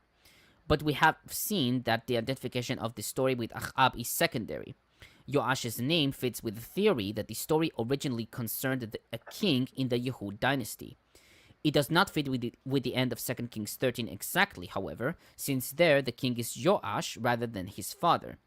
It is not a remnant of the original story, but the result of P.N.'s adaptation of Joash's name from the story's original setting for his own creative purpose, just as he did with Zedekiah's name. Yeah, that makes sense. Moving the stories around in time and adapting them to whoever you need to praise or blame for your current. I mean, it's very much like Shakespeare, like literally. At one point, he was the court playwright, and the way he sets up Macbeth as the villain and Duncan as the virtuous king is entirely based on who's the ancestor of the current ruler whose ass I need to kiss, not on anything that actually happened historically, and in many of the other stories as well. particularly since he goes through all these English kings and whatnot. So it's just, yeah, it very much has that. Yeah, we'll just move this common bit over here and make this guy sound this way or that. I mean, the name isn't the same as any of the other kings in the line. I mean, it's similar to Yehoash. I guess Yehoash and Yoash could be the same person. Maybe, if someone had taken this story from, let's say, the story of maybe the original king of the story was Yehoahaz, and then changed it to be about Ahab, maybe they just skipped over this name because they didn't realize that it was, signaling that this is something to do with the Yehoash because it was slightly spelt different. That's possible. Yeah. Or it could just be like, one of the younger sons who was left behind because he wasn't old enough to fight. So he's a minor son. We don't need to worry about him. Yeah, well, you can't be taking out your 12-year-olds to battle. That's just not gonna. Yeah, but you also wouldn't necessarily give the prisoner to him either. Like the city's governor and to the prince, in name, I guess. Yeah, ceremonially you can do anything, but not literally. Mm-hmm. On 30 through 30, sorry. No, I was just going to say, I was just looking at the chat and I saw we have another anonymous internet nobody who's going on about how everybody's a coward and afraid of this person who isn't anybody. Hmm. Harn, why do you engage with I don't. Hate me, bros?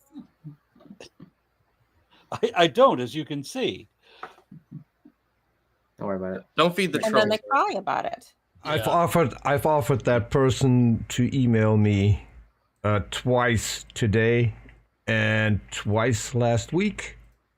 No email, but they might be not maybe too coward to come on camera. Glass, but answer came there none. Mm-hmm. Okay, on 30 through 33, Josephus in Antiquities 8412 and traditionals take Ahab's changing of garments as an attempt to nullify Micaiah's prophecy. And Sweeney comments, quote, "This passage prepares for the ironic realization of Ahab's death by emphasizing that he disguised himself in order to avoid being targeted by the Arameans. Jehoshaphat serves as a decoy. Verses 31 through 33, set off by the introductory conjunctive vav, joined by the noun phrase Melech Aram, and the king of Aram, relate the Aramean king's orders that his chariot commanders should concentrate only on killing the king of Israel.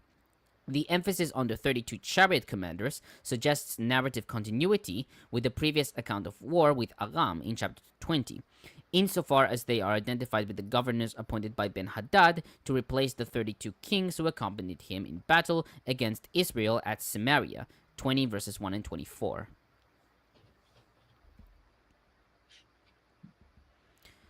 On 34 and 35, Rashi wrote that the person who shot the arrow was Naaman, who would later be cured from leprosy by Elisha in 2 Kings 5, 1 through 15. Like that scene in the Lord of the Rings where the old man is weak, he's got his bow and arrow and he's like can't hold it and then he shoots it. It's like some poor leper with a bow and arrow, like. Oh no! This is just the tying in of all the characters because you have to tie in the lore. So it was really this guy who'll come up later all along. Right. Yeah, though I do think it's a Chazalic tradition, though I don't remember where. So Gelsonides wrote that the god intended the arrow to be fired in such a way that Ahab would be killed. Likewise, McKenzie writes, quote, "The lack of awareness or intent or aim on the part of the archer and the placement of the arrow in a rare spot unprotected by armor show that its success comes from divine manipulation." End quote. And Fritz comments, quote, "The terse report of the wounding and death of Ahab is the high point of the narrative. He is hit by an arrow, as if accidentally, and not even the scales of his armor can protect him. Ahab is fatally injured and bleeds to death. As the leader known to his own people, he cannot leave the battle, despite his own wish, as this would have meant surrender. Thus, he is propped up in his chariot to maintain an image of steadfastness for the enemy. It was a rule of war that the king would lead his troops into battle, standing in his chariot and visible to all. With the death of a king, the battle was decided. Without royal leadership, no concerted attack was possible. But a counterattack was all the more likely, which could easily cause an army under no firm command to flee. The explicit notice that Achab died in the evening is to insist that he saw his troops through battle while still conscious, a proviso to avoid charges of improper treatment of a corpse. End quote.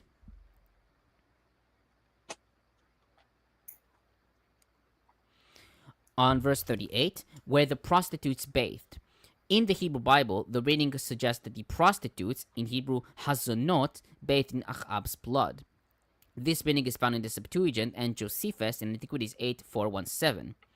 Most early translations take zonot to refer to armor, compare KJV, which most traditionals follow, except for Gersonides and Abravanel.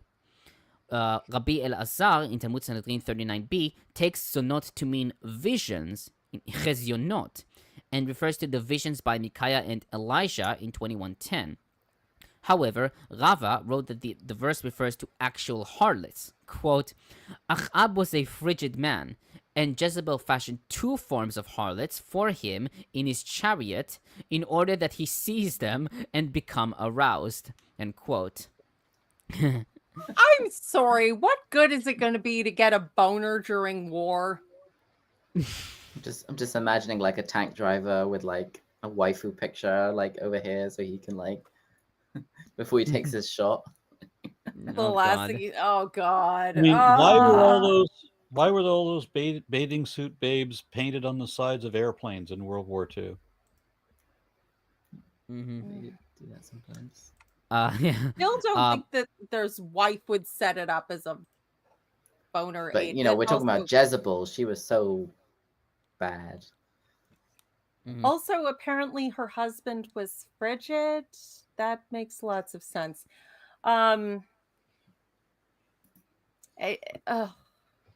Yeah, it just very much has the vibe of why won't you sleep with me? You're a whore.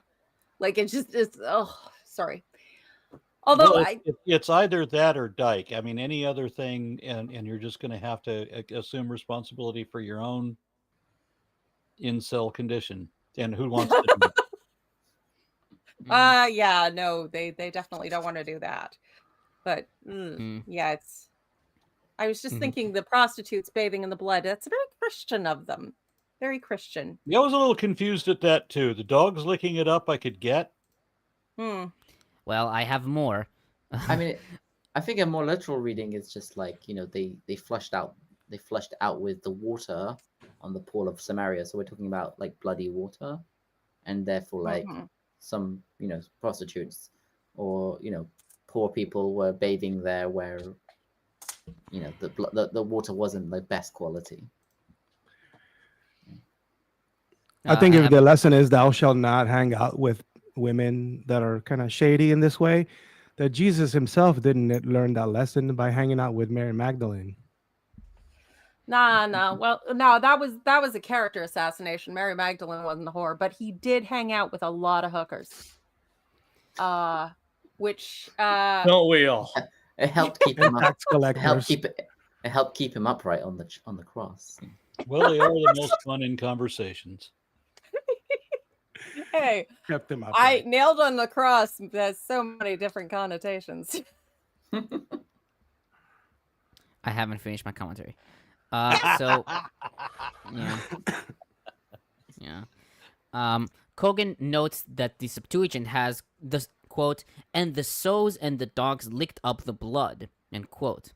He writes that in the ancient world, dogs and pigs used to roam freely in the streets and clean them from carcasses and trash that was thrown in them. He writes that it could be that originally it was written that pigs roamed in his blood, and that the reading zonot is a scribal error that came from the word for pigs, in Hebrew chazirim. McKenzie, however, writes that this reading is deliberate. Quote, the reference to prostitutes who are not featured in the oracle further disparages Achab by associating him with the lowest rung on the social ladder. It brings to mind the apostasy of Achab, since whoredom is a metaphor for apostasy in the Bible. The bloody nature of Achab's death anticipates Jezebel's end as well. She is also guilty of her own whoredoms. 2 Kings 9:22. The king and his kingdom, the queen and her whoredom. And she still won't sleep with you. Okay, on verse 39, the palace he built and adorned with ivory. Fritz notes that there is archaeological evidence for building activity in the sense of the enlargement of the centers at Chatzor and Megiddo in the 9th century, which can be attributed to the king. He also writes that there is evidence for the ivory house. Excavations in the palace area on the Acropolis of Samaria have uncovered a building next to the palace, which contained numerous ivories, published as a separate volume of the excavation report. Thus, the ivory house, quote-unquote, would have been decorated with ivories, mainly in the form of wall decorations, or as ivory plaques on furniture or wooden boxes.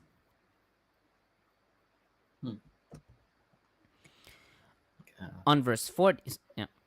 I'm just saying it kind of giving me like elven architecture, but with like a kind of anti-nature vibe to it. But yeah. Yeah, I could see that. It'd be far more anti-nature. It wouldn't be. Mm-hmm. Yeah. Okay, on verse 40, many commentators take the reference to Achab sleeping with his fathers as the king dying peacefully. We do not find this phrase for kings who were usurped and murdered, or that had fallen in battle, and thus Achab's case is extraordinary, given that he was killed in battle. DeVries writes that this informs that both Micaiah narratives are, quote, imaginative reflexes of Joram's death, reported in 2 Kings 8 and 9. The real Achab died peacefully in Samaria, probably in ripe old age, end quote. However, other commentators disagree with this interpretation. Sweeney, for example, writes that this does not indicate that Achab died peacefully, but rather that he was succeeded by his son, Ahaziah, following his death. Likewise, McKenzie, citing Matthew J. Suraino, writes that this interpretation, quote, accounts for the use of the expression for Amaziah, who was assassinated in 2 Kings 14:22, and of its cognate, gathered to his forebears in peace, for Josiah, who was killed in 2 Kings 22:20, end quote. And that it, quote, makes clear that the differences in usage of the expression for northern and southern kings are unrelated to scribal or burial practices differing in the two countries, but rather stem from the fact that dynastic succession was the norm in Judah, while overthrow and dynastic change occurred with some regularity in Israel, end quote.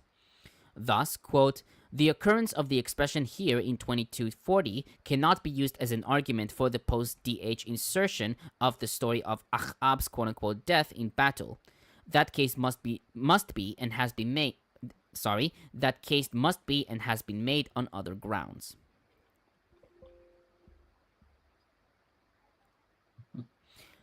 On verses 41 through 44, although Jehoshaphat is viewed positively by DH, he is compared with Asa, his father, and not David.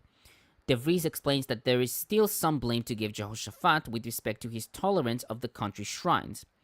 Sweeney writes that the chronology is problematic. Quote, the 4th year of Achab's reign would be 865 BCE. A 25-year reign would place Jehoshaphat's death in 840 BCE, but the Septuagint in 1628 places his reign in the 11th year of Omri. Septuagint addresses a chronological discrepancy in the ascension of Jehoram ben Achab to the throne, which is dated in 2 Kings 1:17 to the 2nd year of Jehoram ben Jehoshaphat, and in 2 Kings 3:1 to the 18th year of Jehoshaphat ben Asa. Now, there is a discrepancy between the Old Testament and the Masoretic text. So when I say 46, which is 47, I'm saying 46 in the Old Testament, which is 47 in the Hebrew Bible or the Masoretic text. Okay. Wait, there's an extra verse or I think there is an I think or is there is 44, 45 two one two verse verses then? are conjoined, if I remember correctly. Like they are read as the same verse. Okay, is that 44, 45 or? I think so. I can Okay. Yeah, I don't see Yeah. a verse 47 in the Septuagint. It's just, Yeah, it goes to 46.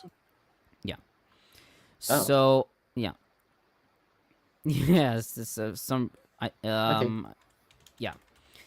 Okay, so on 46, which is 47, male shrine prostitutes. In Hebrew, it's kadesh. As noted previously, in 1424, these are usually taken to be prostitutes, as meant by Targum, which means prostitutes, Vulgate, effeminate, and Peshitta, fornication. Likewise, Rashi and Kara render those who acted lasciviously in public. Oh, okay. Yeah. Okay. And Well- Gilsonides. Yes. I'm sorry, I was just thinking, like, he kicked all the male shrine prostitutes. Does that mean he didn't get rid of the female shrine prostitutes? It could be that those they got rid of those ones first. Yeah, Oh, I highly thought doubt it. God was really salty about the gay sex. You know, boys kissing. Ew. Yeah. And Gilsonides renders males that were prepared for intercourse with all who want. End quote. Well, Um, at least they were safe. I guess. Although it has been suggested that this refers to cultic shrine prostitution, according to DeVries and Sweeney, this opinion has largely been abandoned by modern scholars, with McKenzie writing that this notion is, quote, based more on imagination than on historical evidence, end quote. He writes that although it probably did involve sexual activity, since the term often appears in context with sona, prostitute, the exact nature of this activity is unknown, and several different proposals have been offered. He writes, quote, one, given by E.A. Goodfriend, is that the masculine and feminine terms refer to two separate classes, non-Yahwistic priests and prostitutes, respectively. Another, according to K. van der Thun, posits that the term refers to prostitution whose income profited the temple but was unconnected with fertility rites. It is also not entirely certain, especially in Genesis 38 and Hosea 4, that Kadeshah must carry a sexual connotation. In Genesis 38:21, Chira uses Kadeshah instead of Zonah in conversation with the men near Timnah for reasons that are unclear. Or I think it's Chiram. Never mind. Yeah, it was In like Hosea, a couple Hira. of chapters ago, right? No, it's Genesis. It's not. That is Oh. something that occurred to me, that although they talk about, you know, the shrine prostitutes, at other places in the prophetic voices, the idea of worship as sex, not explicitly sex, but metaphorically, where, you know, the Israelites are in covenant with God and they worship other gods, and that is considered adultery. And, you know, all those analogies that everyone laughs at with the, you know, horses and donkeys and mules and genital stuff. It's not literal. It's a case of you worshipped other gods, and that's like having, you know, whoring yourself out when you were younger and during your college years or whatever, and then now you're trying to go back to that despite the fact that we've been married for whatever years and yada yada yada. And it very much like that. I can't tell always when it's analogy versus literal, because that God calling Israel a whore for worshiping someone else, or for he thinks worshiping someone else, is like a continuous theme in the Old Testament. I got a question for you, Lilith. Yeah. Were you still a Christian in your college years? I was, yes. That's a shame. Sorry. Although, in fairness, Christian purity culture tends to have some rather extreme opposites. So yeah, there can be some pretty wild stuff. I expect that of Catholics. Oh yeah, no, Garfunkel and Oates, look at the loophole. You know that song. Apparently, that was a thing. That was not a thing I was aware of during my time in purity culture, and I'm fine with that. But yeah, Yeah, apparently that's a far larger cultural thing than I was aware of. Okay. Tomer, get us back on track, would you? Yeah. In Hosea 4, Kedeshah may allude to apostasy, for which harlotry is a metaphor. It makes sense that the idea of like a female priest was so like, blasphemous to the priest, the Yahwistic priests later on, that they would have associated them with, being a whore. Just in similar to what you said, like idolatry and adultery being similar. Yeah, I'm sure and the idea that maybe if I took some time to really think about it, maybe it would make sense in a primitive way. But I mean, there's only been a couple of exceptions throughout human history that I'm aware of where you had a more or less egalitarian society. This overt sexism seems dominant everywhere throughout all time. And that kind of confuses me. to some degree, yes, but it was prevalent in the Middle East. And as we were discussing another day, you look at the writings of Francesca Stavropoulou, the growth of the idea of God as being this specifically hyper masculine, whereas before there had been the divine masculine and feminine balances, and specifically vengeful, vindictive, angry, dick measuring, all the toxic bad things that you would ever associate with the worst kinds of masculinity, not anything nuanced, but just rage and spitting, and those kinds of patriarchal ideas develop more and more, and that necessitated women being disempowered more and more and degraded should they actually have any power, which is like the guy who meets a woman who's more qualified than him in some area and calls her a whore, which again is not all guys, it's just this one really insecure, nasty kind of guy. But it's definitely something that you see if you go on the internet for more than 5 minutes. So yeah, and I remember I knew this woman back in my 20s who had 3 dogs that she kept for security. So here we're talking about a 115-pound woman who has a Great Dane and a Borzoi and a Russian Wolfhound. And every one of these dogs is bigger than her. And I'm worried about how she survives with these. But women know how to control certain dogs animals. are not the problem. Dogs are our babies. We love them. We take care of them, and they love us. That's I'm sure somebody's getting the what I'm implying here. Yeah, women should take more control. You're right. That's not exactly what I meant, but okay. It is interesting how in history we've had plenty of female monarchs, empresses, but when it comes to modern democratic liberal politics, it's even more rare, it seems. It is. And women have to be far tougher in many ways, many nuanced ways to get into power. There was Robin Williams talked about women like Margaret Thatcher and, the Elizabeth I and Catherine the Great. These may not be women you want to fuck, but you definitely do not want to fuck with them. Don't fuck with. Listen. I'm just glad Tomer is finally having a sexual awakening. Yeah. It's the secondary goal of this whole series. Yeah, devious animals. I know all your sexual fetishes, by the way, so fuck you. I have 47... not even talked to you about these. No, excuse me, you're the one who talked about the red something. So I don't even I know what it is. Blood wings. I don't remember. Of the existence of something without red actually being into it. No, I know what a furry blood is. something. That doesn't mean I'm a furry. Red We don't- wings. Whatever. Yes. Blood wings, red wings, Blood etc. eagle. Yes. I am really embarrassed. And- to know that. That's a torture. And that We you don't kink prefer shame on this. muscular women. We don't kink shame on this show. I'm Yes, just we do. saying, awareness of a kink is not the same as having one. I know what a furry is because I watched that CSI episode. That doesn't make me a furry. It just means I watched CSI. I know. I don't know. It Just- kind of sounds like Lilith is a furry. You're a furry and a Satanist. I don't know. The Okay, way I that think earlier in the show, the way that he said, "Yes, Mistress Lilith," that was completely believable. Yeah, that was his kinks popping out there. I feel like he's been Yeah. rehearsing to say that. I can yeah. finish the commentary now if you want. We don't need to continue anymore. Let's do that. Please deflect. Yes. Yeah. Yes, please, Tomer. Wait, where's that gag gift whip I got for Christmas at that party? I guess. Oh, I had it around here She's somewhere. got a whip.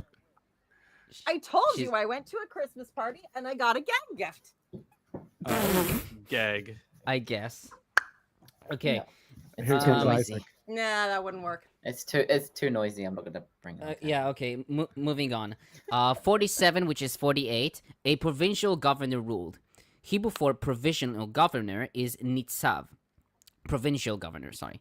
Traditionals wrote that since the days of David, the nitzav was the king, with Kimchi writing that the nitzav was appointed by the Judean king. Rashi wrote that the reason that this note is mentioned here is because in the days of Joram, Edom rebelled and crowned a king for themselves. But in the time of Jehoshaphat, they were still subordinate to him. DeVries, however, writes that this note creates a serious problem with respect to the historicity of 2 Kings 3, 1 through 25, since 2 Kings 8, 20 through 22 confirms that Edom got a king during the reign of Joram. Cogan notes that some, like Burney and Skinner, conjoin the words Nitzav Melech with the following verse, so that the deputy of King Jehoshaphat, Nitzav Melech Jehoshaphat, built these ships. He writes, however, that this is unnecessary, since, quote, that an appointee could be considered both prefect and king at the same time is strictly a question of the perspective of the reporter, end quote. And Fritz comments, quote, the remark on Edom should be taken to mean that there was no monarchy yet established there at the time, but that Edom was ruled by the king of Judah. The so-called Edomite king list in Genesis 36, 31 through 39 is not an argument against it, as its composition date is much later. Urbanization reached Edom only in the 8th century, as did probably the formation of a state. The administration of the Edomite desert areas by the king of Judah in the 9th century, as it was done in the Davidic times, is therefore well within the realm of historical probability, even if we lack definite proof. This is one of the most non-important stories. It's literally 2 verses. No, it's not even. It's we've got a couple of things here, and it's just random. Is there an inverse relationship between how fleshed out the story is and how much commentary is necessary to make it? Are you relevant? saying that my commentary is redundant, Isaac? No, I'm saying literally verse 48 is there was no king in Edom. It was a viceroy acted as a king. Okay, why is that important? Yeah. And then you got 49, 40, 50 is he wanted to go to get gold from somewhere, but his ships were broken. And then somebody else said, let me go with you. And he's like, no. And that's the story. That's the Bible story. They don't teach you that in Sunday school. Well, what the hell are they going to teach you? It very much has the feel of stuff we added in reference to stuff that people knew about at the time we were writing and that has no meaning now. Yeah. I mean, it could be, these could be historical memes, things that just, because we're already getting into the point of, semi-historical characters, these could have been actual things that kind of happened around that time, but, was written in some other book and they just kind of copied it into as filler. Mm-hmm. There's no what's the words? There's no religious reason for these. Theological? There's no theological reason for these verses, so I'm guessing that maybe they have some historical reason for them being there. No doubt. It's just a bit obscure by now. I want to make mention of another comment. Tammy B said, this is my Sunday school. Thank you so much for that. Okay. Wait a minute. No, I have a Sunday school for you. Yeah. No. We need a felt board. It's not Sunday school until you have the felt board with the guys going out to, Sodom and Gomorrah and the special felt meteor to smash into the town to kill them all. Mm-hmm. No, Wow. full respect on Lawrence having the Sunday school. That is what he's been doing for the last few years. That is the reason that I invited him to do this show, and I said I can't do this show without you. I need you. Yeah, that's literally the only reason. If I didn't, do Today that, I isn't wouldn't be here. Sunday. Today is the day of Ra. This is my favorite bromance. Yeah. Although that show has been done for about a year now, but we've been doing pretty well with the Quran. I think we have some pretty nice comments from some ex-Muslims. I did post one in the Discord. Nice. Yeah. So, and nothing. We've heard nothing. No hate from actual Muslims yet. So. I got to tell you, when I was doing the Infidel Reads the Quran series, I was getting so many messages from people who needed an outlet, who were happy that there was something like that going on. And I didn't get a lot of hate from believing Muslims at all. I mean, there was a couple of believing Muslims that participated in the show. Momentarily, they didn't last long. And this was often because they began to question their faith. So, which is uncomfortable. Yeah. Although I still remember the very first episode of Blasphemers Bible Study when someone came in the chat and was like, bet you wouldn't do this with the Quran. Yeah, they love pulling that. They love pulling it. It's that last week. Dude. Aaron, is that the reason you did the Quran first? 3.5 years of bashing the Quran, only to have somebody tell me that I'm too chicken to do it. Yeah. Anyway. I have two more comments. Okay. So on 48 through 49, which is 49 through 50, according to 2 Chronicles 20:37, the reason that Jehoshaphat's ships were destroyed is because he had made partnership with Ahaziah, and so Yahweh decided to break his ships. Josephus in Antiquities You 917. broke my ship. Yeah. You sunk my battleship. Yeah. Josephus in Antiquities 917 wrote that the boats broke on account of their size. DeVries writes that the word for then, they were too large, I guess. Tarshish ships. Yeah. They didn't have. They tried to mimic the technology of the ancients and weren't able to. Yeah. Okay. On DeVries writes that the word for then as may be DH's connective, since verses 49 and 50 probably refer to separate ventures. He writes, quote, that Jehoshaphat would not agree with Ahaziah's proposal may reveal commercial conservatism rather than personal or ideological hostility, end quote. Fritz writes that this is a further sign of the independence of the king of Judah from the northern kingdom. And Cogan comments, quote, the short 2-year reign of Ahaziah, compare 1 Kings 22:52, permits dating the affair between the 17th and 19th year of Jehoshaphat, circa 852 through 851 BCE. Though the present sequence might lead one to think that Ahaziah offered assistance after the wreck, the editorial link as then does not require such a conclusion. Accordingly, the chronicler was able to reorder and reinterpret the entire episode. The initiative for the joint venture issued from Jehoshaphat, who was condemned by the prophet Eliezer, son of Dodavahu, for joining up with Ahaziah, a condemnation that was followed by Yahweh's wrathful destruction of the ships in 2 Chronicles 20:35 through 37. Okay. And finally, 51 through 53, which is 52 through 54, Fritz comments, the judgment on Ahaziah, like all the kings of Israel, is negative, with a particular stress on the continued worship of Baal, who had been introduced by Achab according to 1632. Apart from his brief reign of only 2 years, we are told only about an insurrection in Moab in 2 Kings 1:1. 2 Kings 1:2 through 17 adds another prophetic narrative from the Elijah circle before the concluding formula in 2 Kings 1:18. And two Christians, ancient Christians. Here we go. Yeah. So Ishodad wrote that the spirit who came forward and stood before the Lord is Michael, the leader of the people. Yeah. Yep. And- the angel. If that doesn't reek of late angelology, I don't know what does. Yeah.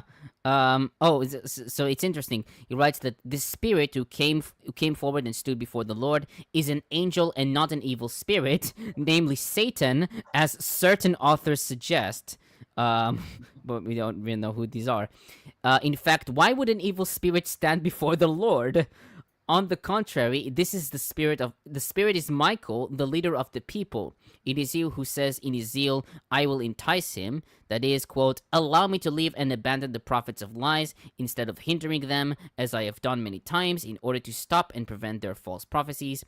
As a consequence, the destiny of Ahab will be according to what justice requires, because he will obey his false prophets with all his heart, if I do not prevent this.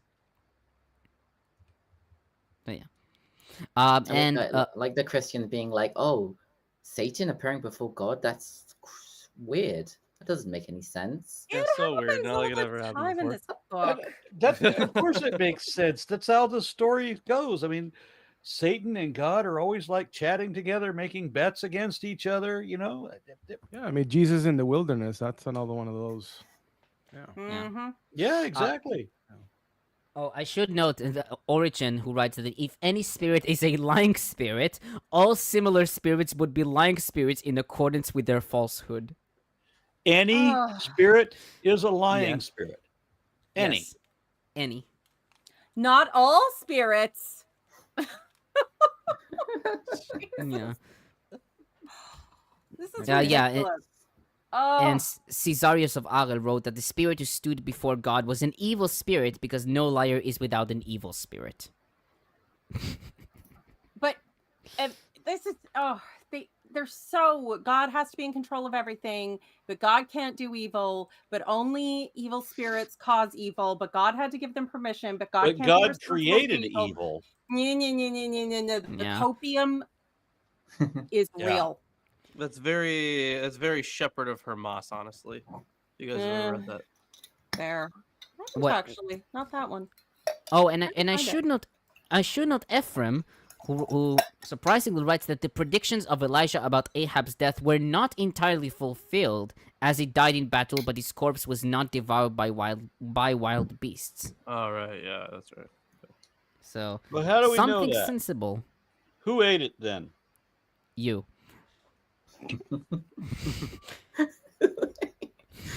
I like when Tomer gets mouthy like that.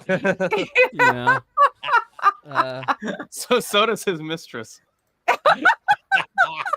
You don't know that. We don't. Okay, I so just imagined Aaron talking to his snakes, like when they bite him. Like, oh, I like when you get mouthy. are we done with 1 Kings? Yes. we Yes. are. Okay. We're done. Tune in next week when we take Wait, on there- twice as many kings. Yeah. Twice Yes. as Though many. I see 3 comments left. Oh.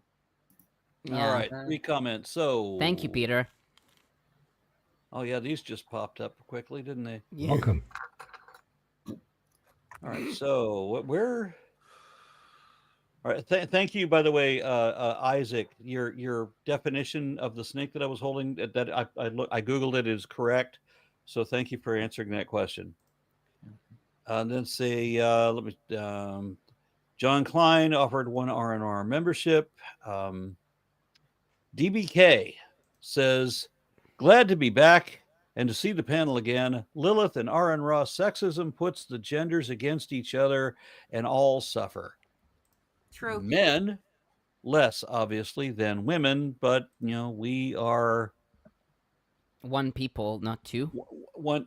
Yeah, don't write like Ah. that because is he trying to He's speak old. Catholic? He he's trying can't to- understand it. I think he's trying to crush it into like one.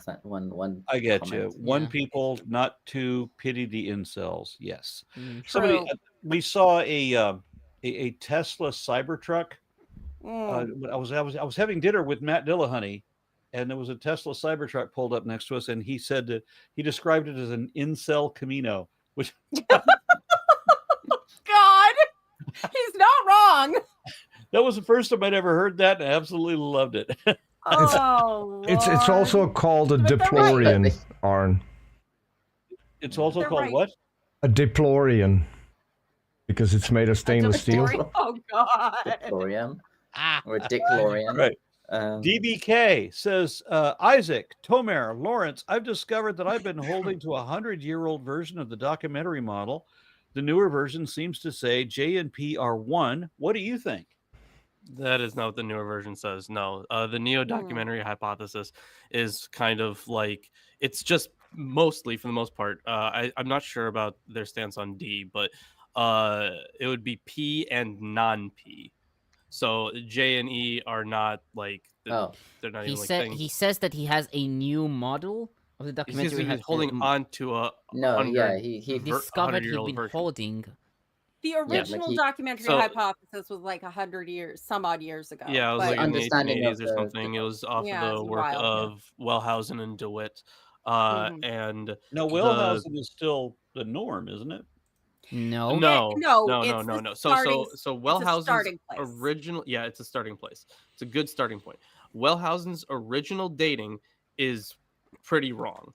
And both the neo-documentary hypothesis and the supplementary hypothesis both have much later dates for these things. So if you want some, at least to, I think Joel Baden has done some work on the neo-documentary hypothesis. Sorry, my cat is just like fucking everything up. So and if you Appreciate want like to hear some other responses to at least the original model, you can read. There are a lot of works by Van Setters who does hold to a supplementary hypothesis. You can either read his social science commentary on the Pentateuch.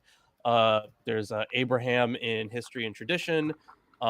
He has a 2-part series. There's or 2-part volume. There's Prologue to History and the Life of Moses, which altogether covers the entirety of the Torah. Those are books that I would recommend getting. But yeah, the original version, the dating is not good. It's very far off. It's more, again, bones, broad concepts, the ideas of, taking from the 2 separate kingdoms that were later, incorporated, things written during the reign of Josiah, and that things written, before and after, but close to the time of the Exodus, or the actual, going to Babylon and then living there and then coming back, and how these things are meshed together, and how the redactions are affected by what the political things were at the time. You're going to get a much better idea. Like, I love Wellhausen because it sort of started giving me that broader perspective. But yeah, the dates are out of date. He was doing great work for where he was at in the timeline. Obviously, a lot more is known now, and we don't have to fight quite so hard against literalists. The great thing too is that actual scholarship involves degrees of certainty and comparison of ideas. This reminds me of when people talk to me about Darwin and then complain about his knowledge of genetics.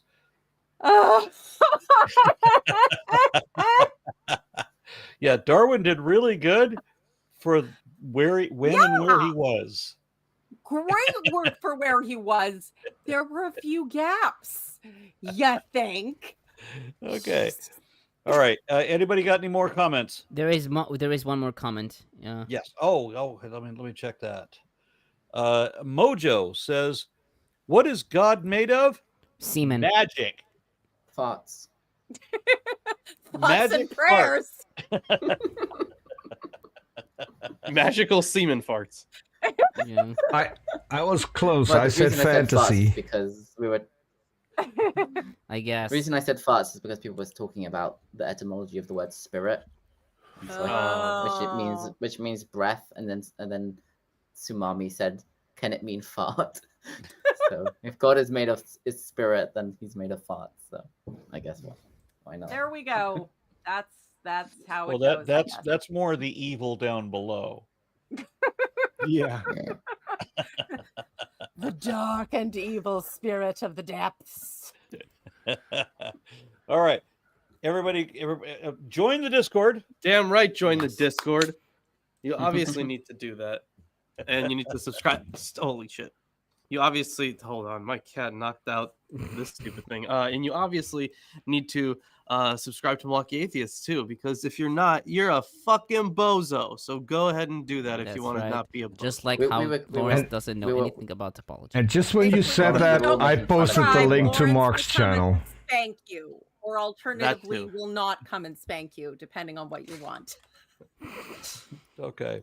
Okay. So we'll see you next week when this will no longer be the United States the way it always was when I grew up.